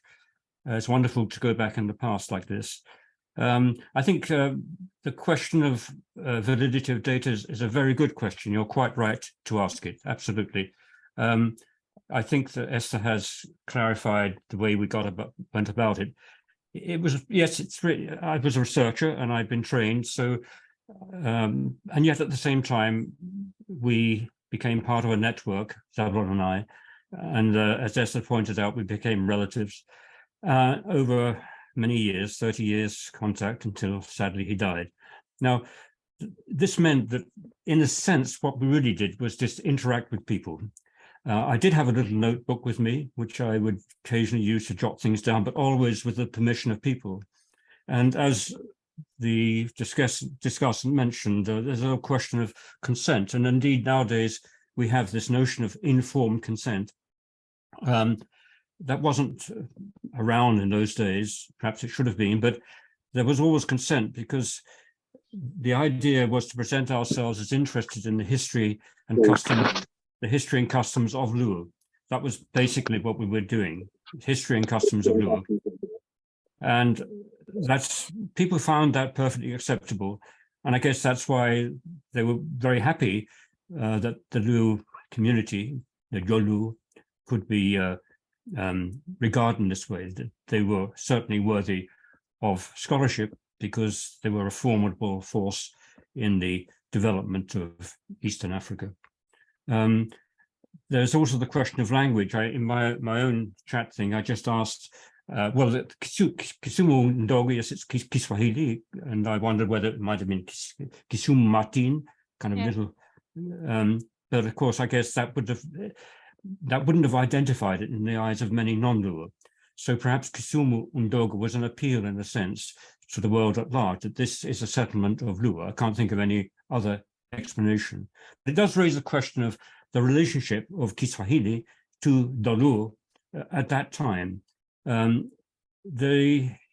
My impression was that Kiswahili was not so widely spoken in Uganda by Kenya Luo. I think the situation is completely different now in, should we say, Nairobi, where, of course, Sheng, the new form of Kiswahili, if you like, a derivation of Kiswahili Sheng, incorporates not just Swahili and English, but also the vernaculars, including Luo, which is very dominant. So there's been a total transformation in language use. And so it would be very interesting if Esther can also look at the whole question of, in those days, the relationship among Luo between use of Kiswahili and use of Luo. And indeed, there was one of the chat writers wrote, even Acholi, Lango, Alur, all these Nilotic peoples, all these languages which are very close to each other. It's quite, I mean, Zablon, by the way, taught me Luo. So he was my teacher. We talk about him as my assistant, but actually he was my teacher. And I'll never forget that. Okay, I've spoken enough. Thank you very much. Thank you. So there's, we'll probably go a bit over our allotted time just to get the discussion in there. There are a few questions in the chat. There's a long set of questions from David Gendo Chimba. I don't know if Dr. Chimba, if you'd like to unmute and ask the questions orally, that would be great. Hello, John. My network is poor. Do you hear me? Yes, we can hear you. Okay. Now, in the interest of time, I want to ask one question. But the question of why Congolese of all the other nationalities in urban Uganda in the 50s, 60s, and 70s have not been expelled. I think it's worth asking in this paper because the difference is important in terms of learning. But that's not my question. I wanted to ask a methodological question about what is primary in the primary data which we collect in the late colony or in the post-colony. I'm bouncing off from Chris' question on the validity and so on, but much less concerned with validity and objectivity here. I'm just asking what is really primary as we deal with as historians get obsessed with search for primary data. Thank you. Thanks very much. So I don't know, I could read, there are two other comments and we have questions in the room, or you could just respond to what's here. What would you, so we could break this up into two rounds, or we can keep going for a bit at least. I think it's okay. All right. So would you like to, please, and I think if you project, it'll be heard by the online audience.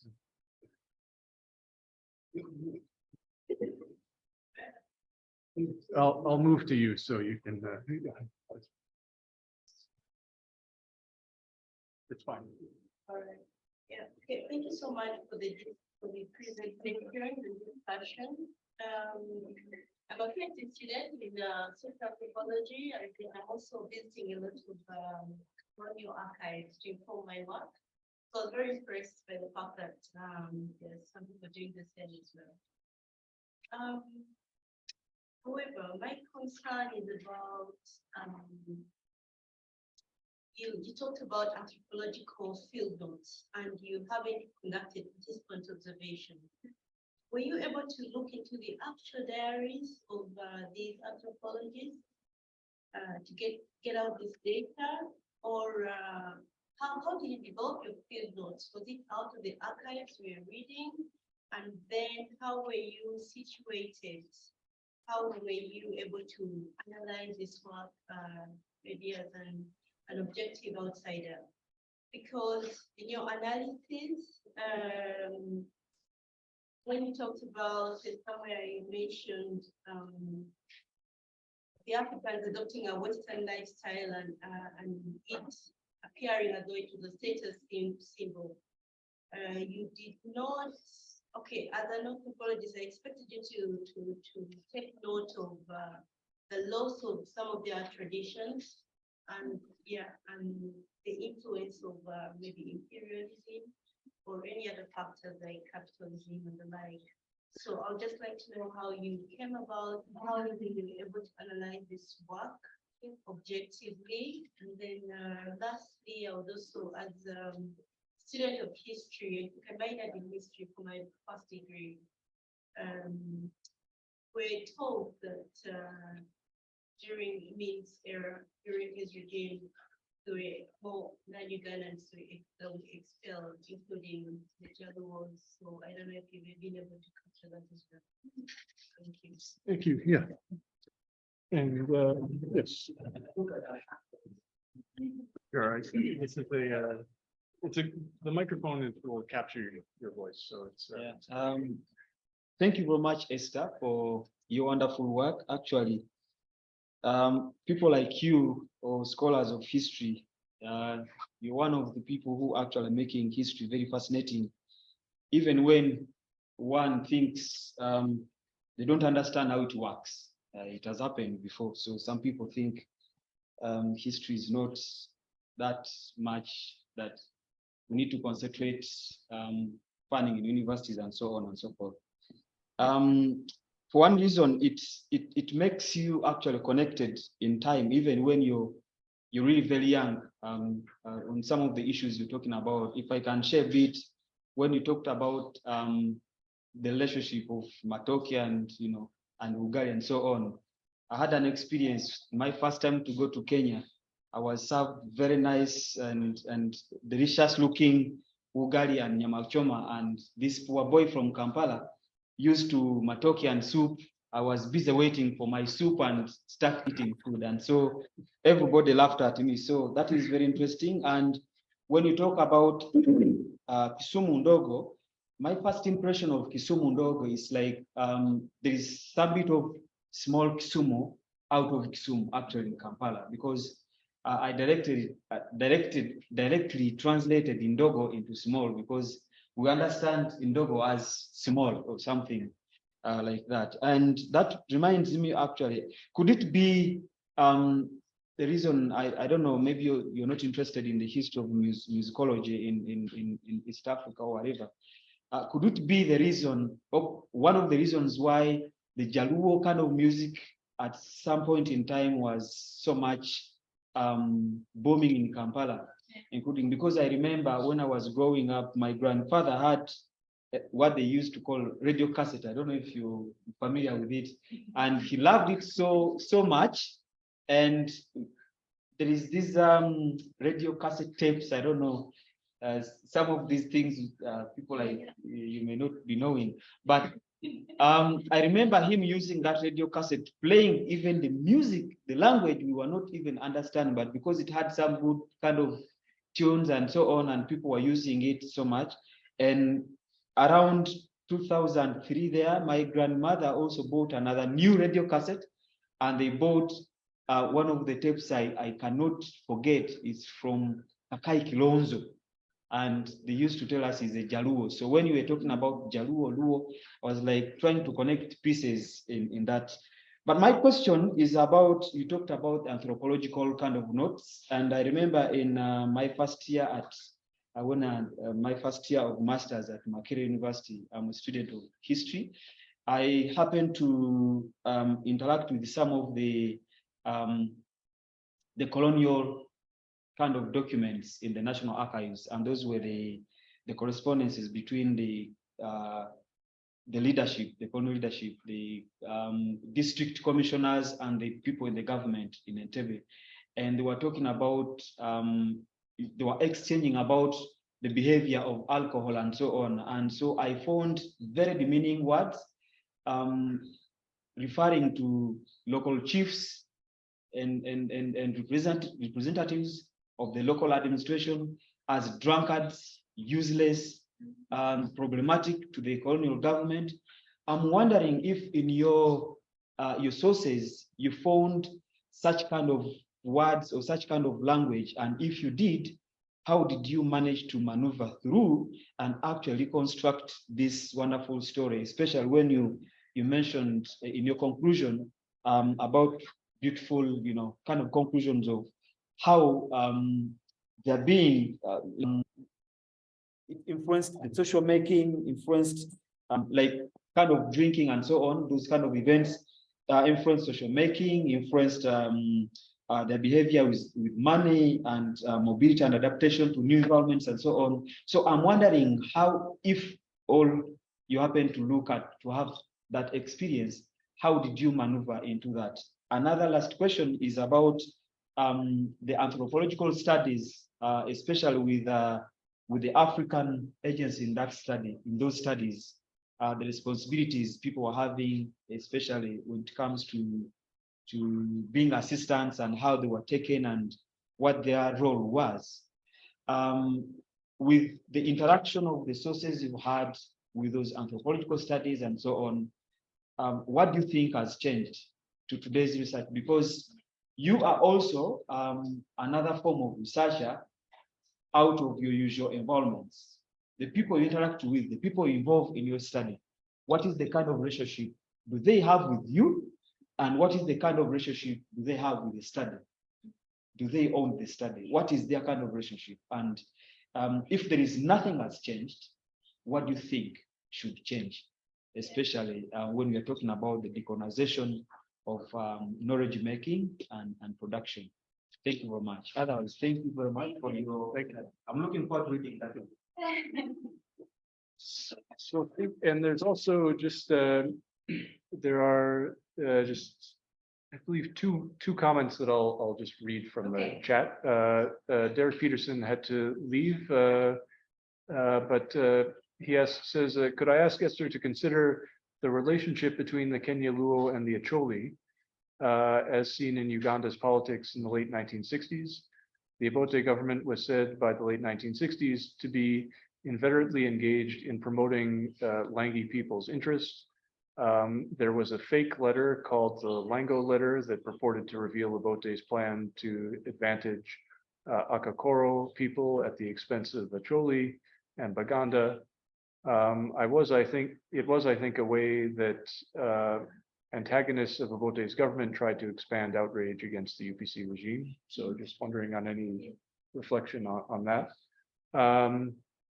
And then Pamela Kanakwa, who also had to run to another meeting, just has a note here to say, this is a very interesting paper. Ominde and Ogot were quite close to Obote. They had meetings with him that influenced some of his decisions, especially in regard to Makerere matters and appointment of the first African principal, Yusuf Lule. And then if I could just interject my own question on top of everything that you have listed here. But just to reflect, you mentioned that the event of an expulsion produces paperwork because it brings a lot of things under the spotlight. But I think that, I want to sort of push you a bit on this difference between what the Asian expulsion does and what the Luo expulsion does. That Asians have been, their entire existence in East Africa has been defined by paperwork, particularly post-World War II. That they're sort of administrative subjects who everything they do, from licensing to immigration to claim making, is produced through paperwork. Their expulsion is in fact enabled by making the paperwork so thick that they can't, that's why it's very easy to do a research project in the National Archives on Asians. The history of Asians in Uganda, but it's very difficult to find equivalent material on Kenyans. And so I wonder that there's a lot of,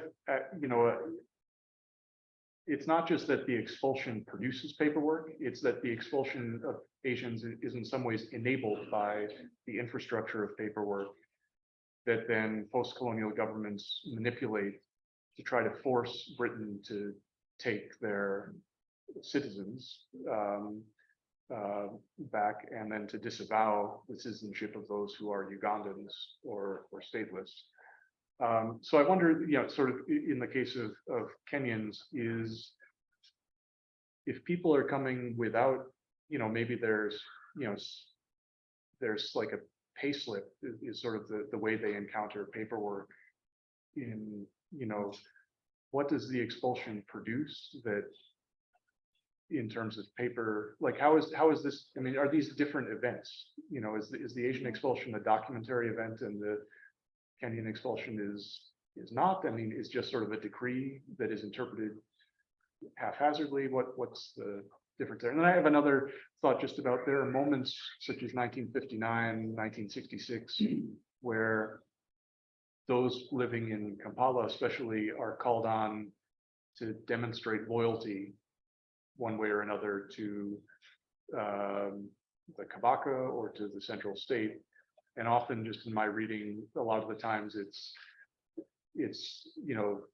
officially it's about political loyalty, but on the ground it's about social habits. So, petitions from 1959 of people saying, look, I'm from, I forget where, I think that this was I think it actually was maybe Kenyan of some kind, but saying, look, I'm a local, I even drink beer with a straw, not meaning bottled beer, meaning local beer.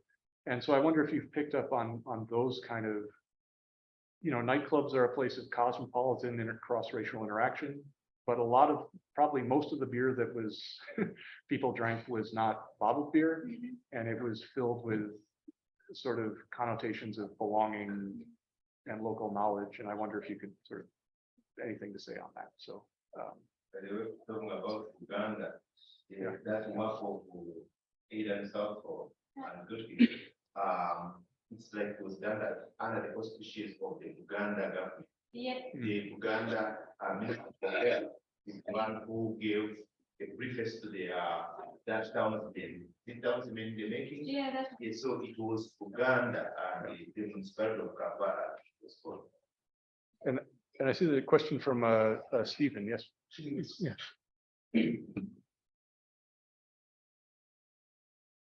Thank you, Doctor. Yes, thank you, good presenter. My question is specific to the phobias or fears that the Kenyan law got, and the reasons why they packed so early to move out of Uganda. I would like to get to know the level of relationship the Kenyan law had with the colonial government, so much that at the time of independence or towards independence, they were worried so much to even move, because I kind of look at a situation where they had taken a lot in matters of positions of leadership close to the colonial government that greatly the Ugandan people envied much, so much that they were worried that they should move out so early before a lot happens. Otherwise, if the interactions were there, informal, the beer parties, the footballing, I don't see a big rush greatly that makes them at that time of independence for them to really move and say we should pack and rush. So I would like to see the connectivity between the Kenyan law and the colonial administration at that time that worries them so much to leave. Their percentages in matters of positions in leadership.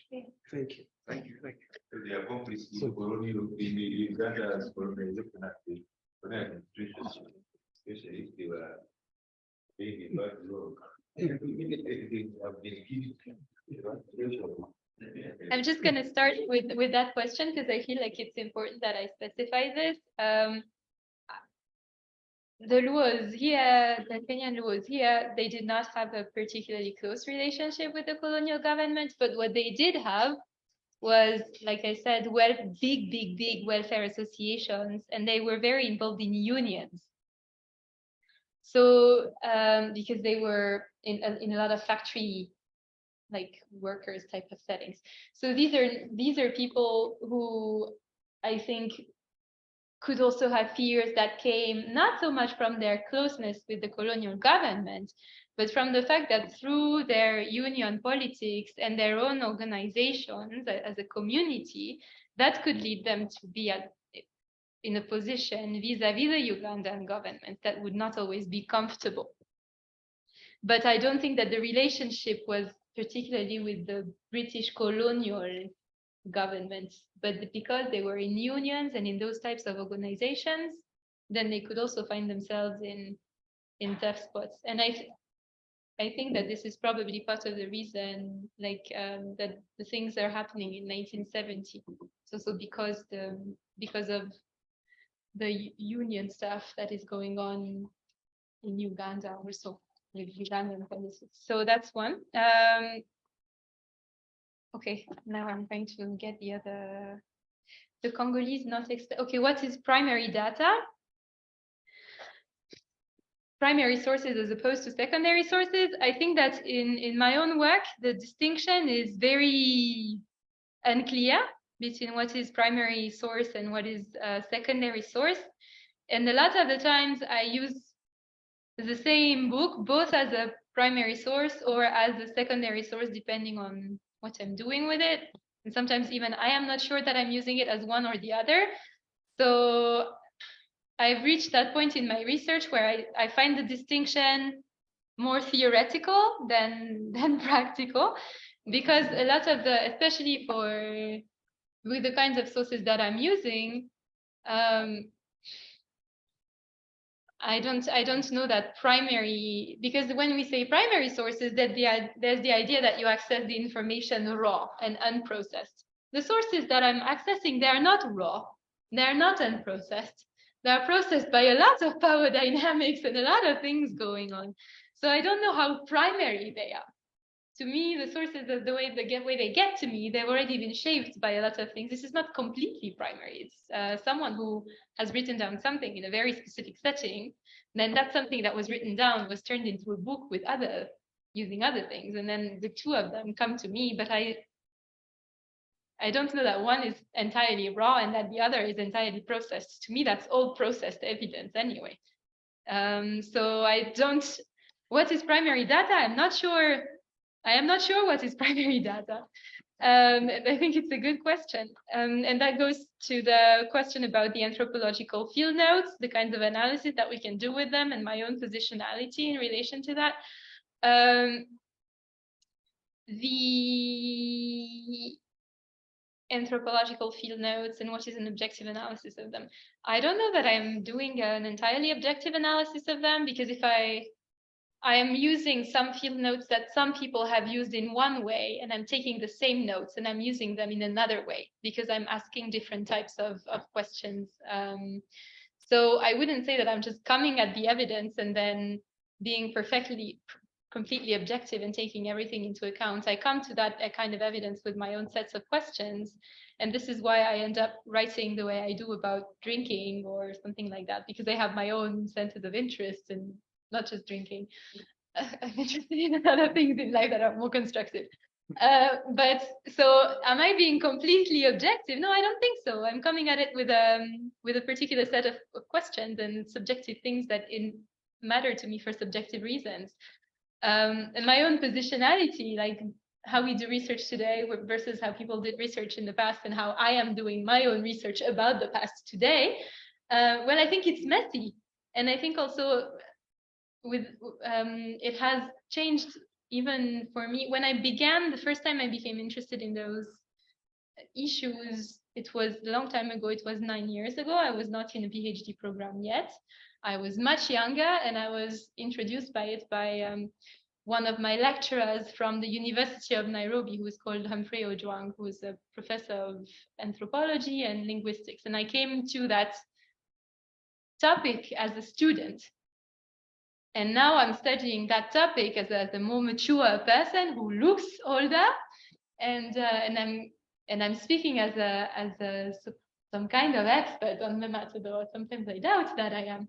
So I think even that in the past 10 years, even my own positionality vis-a-vis the topic has changed. And it changes depending on who I talk to. If I talk today to my Professor Humphrey Ojwang, who has retired, I'm still his student. But if I go into the field, like the other day when I was in Kendube, this is not how people perceive me. They perceive me, I think, in a way that is very similar to how they would have perceived David Buck in Kampala in 1962. Not exactly similar, but a lot of things are very similar. I'm a foreigner.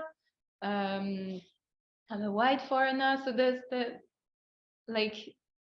I think those issues, they are very messy and they change. My positionality changes depending on who I'm talking to, and it has changed over time as well. So it is not something that I can come up with a sort of straightforward answer that, oh, this is the way it is. To me, it depends a lot on the kinds of social circumstances that I find myself under.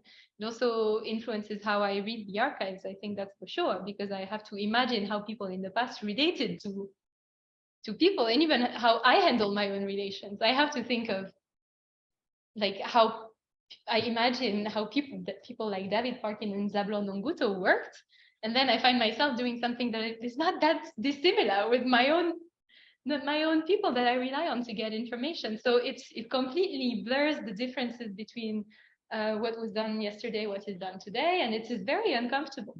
I think it does raise important questions about what is the decolonization of African studies today and what it's supposed to look like. I'm not sure that I have a whole lot of answers, but yes, I think it raises problems. One of the ways in which I try to work, I guess, is to try to give as much room as possible to the people that I work with, and to also always have them named as people who come up with their own ideas. And this is also perhaps why I'm interested in people like Zablon Nonguto being sort of ghost writers in the archives.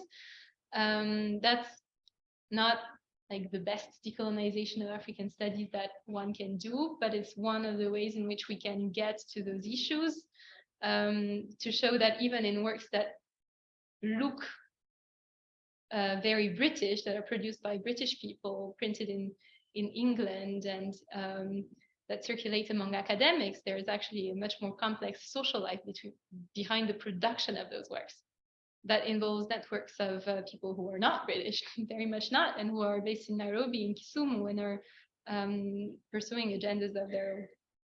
That's one way to go about it. It is not, maybe not the best way, it's one way. Yeah, and about the paperwork, I think these are great comments. I am not sure that I have so much to answer. Oh, I forgot something. The music bit. So I think that what we're listening to is Benga. It sounds like so it is a Luo style that was very, very, very popular back in the 90s and 80s and things like that. Yeah, it's I mean, I think the history of Benga is definitely connected to the history that I'm reconstructed. I'm not completely sure how, but it's one of the things that I'm interested on the sides, that I'm keeping as something on the side of my research, that I know I have to dig into the music bit, because it's really important. And a lot of that music is in fact is about Kampala as well. You have a lot of songs about Kampala, and not just Kampala, but Nairobi and other towns, because that was the kind of music that the kinds of people I was talking about today, like that they would play and sing and stuff. So the music bit is very interesting. And the negative comments on drinking, they are there, the negative comments on drinking. I think what's interesting about drinking is that you can have just as many negative comments as you can have positive comments. It's just something that gets people talking, because there's a lot of meaning embedded in situations that involve alcohol. Like it's about belonging when you drink from a particular recipient versus another one. And it is meaningful not just for Ganda people, but also for Luo people, who also have their own traditional beers and liquors and stuff. So like the drinking, yes, it has negative comments, of course, like people who are just wasting their life and being useless because they are drunk. But that's just as interesting as the sort of more positive comments of like, oh, we're all having fun and living our best life because we're young. But all of this is a way to talk about certain kinds of experiences that people didn't get when they were at home in Nyanza, but that they would get here. So it is saying something about how they're living their lives, whether they're saying it in a negative way or in a positive way. And I think I am done. I am not sure if I've addressed everything. I think so. Yes. Fantastic. Thank you very much for presentation. Thank you to everyone who is online as well. Yeah,